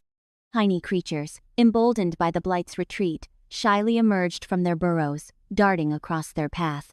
Alara felt a surge of warmth, a profound connection to the whisperwood that resonated within her very core.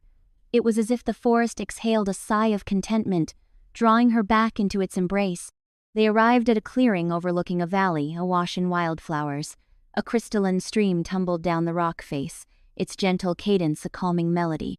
Alara eased herself onto a moss-covered boulder, her weary limbs finally giving way.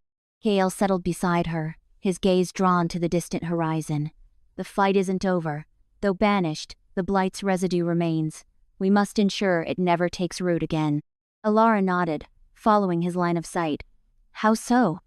"The whisperwood is fragile still. Its creatures are timid. They need guidance, reassurance, a shield, a protector." He turned, his gaze locking with hers, an intensity that stole her breath. "They need you, Alara." She glanced at her hands, scarred and toughened from their trials. "Me? I'm just Alara, a banished villager, an outsider. You are infinitely more than that," Kale declared, his voice resonating with conviction. "You are Shadowborn. You command power unlike any I've ever witnessed, and you've proven yourself worthy." You are the Whisperwood's guardian, Alara. Embrace your calling. His words struck a chord deep within her, igniting a spark. She recalled her parents, their sacrifice, the web of deceit she had unraveled, but she also remembered the kindness she had been shown, Kael's unwavering loyalty, the support of the woodland creatures. She thought of the potent light she had unleashed, the energy surging through her veins. Closing her eyes, she inhaled deeply, extending her senses. The Whisperwood responded, its life force flowing into her, imbuing her with a sense of serenity and purpose. She felt the swaying dance of the trees, the lilting chorus of the birds, the busy chatter of the creatures beneath. She was interwoven with them, bound to them, their destinies entwined. When she opened her eyes, a faint, silver luminescence flickered within them. I accept, she stated, her voice clear and resolute.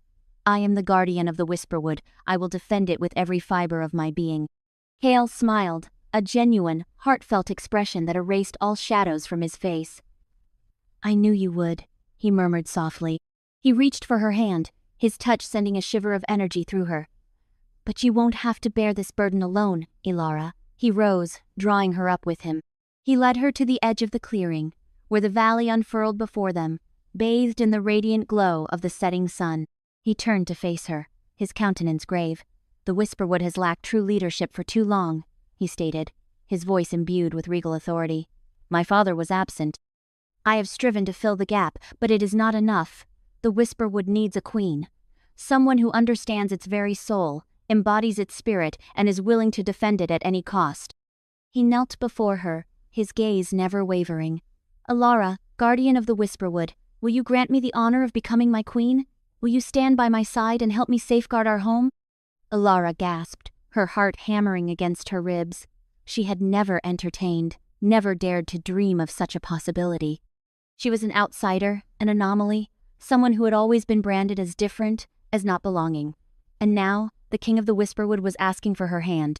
Tears welled in her eyes, tears of joy, of release, of disbelief. She reached out, cradling his face in her hands, gently smoothing away the faint lines of worry etched on his brow. Yes, she breathed, her voice thick with emotion. Yes, Kael, I will be your queen. He rose, pulling her into a close embrace. He held her tight, his warmth enveloping her. Thank you, Alara, he murmured, his voice muffled against her hair. You have made me the most blessed king in all the realms. He drew back slightly, his eyes sparkling with affection. But being queen is more than just bearing a crown and sitting upon a throne. He teased, a hint of mischief in his tone. It demands responsibility, leadership, and difficult decisions. I understand, Alara replied, her voice brimming with resolve. I am prepared. I am ready to be the queen the Whisperwood deserves. He kissed her then, a deep, lingering kiss that sealed their commitment and solidified their bond. It was a kiss imbued with love, with hope, with the promise of a shared future, where they would stand united, protecting their home from any encroaching threat. When they finally parted, Alara gazed out at the valley, no longer seeing it as merely a picturesque landscape, but as a kingdom, a solemn duty, a sacred trust. She was no longer just Alara, the banished villager. She was Alara, guardian and queen of the Whisperwood, Kael's partner. She turned to Kael, her eyes ablaze with newfound confidence. What do we do now? She asked. He smiled, his gaze filled with adoration. Now, he responded, we begin to rebuild. We show the creatures of the Whisperwood that they are sheltered, cherished, and home. And we prepare for whatever trials may lie ahead, knowing that with each other, we can overcome any obstacle. He took her hand, and together, they walked towards the setting sun, prepared to embrace their destiny as the protectors of the Whisperwood, the king and queen of their reborn realm. The weight of the crown felt somehow lighter, shared between them. The future remained uncertain, but one thing was clear. They would face it as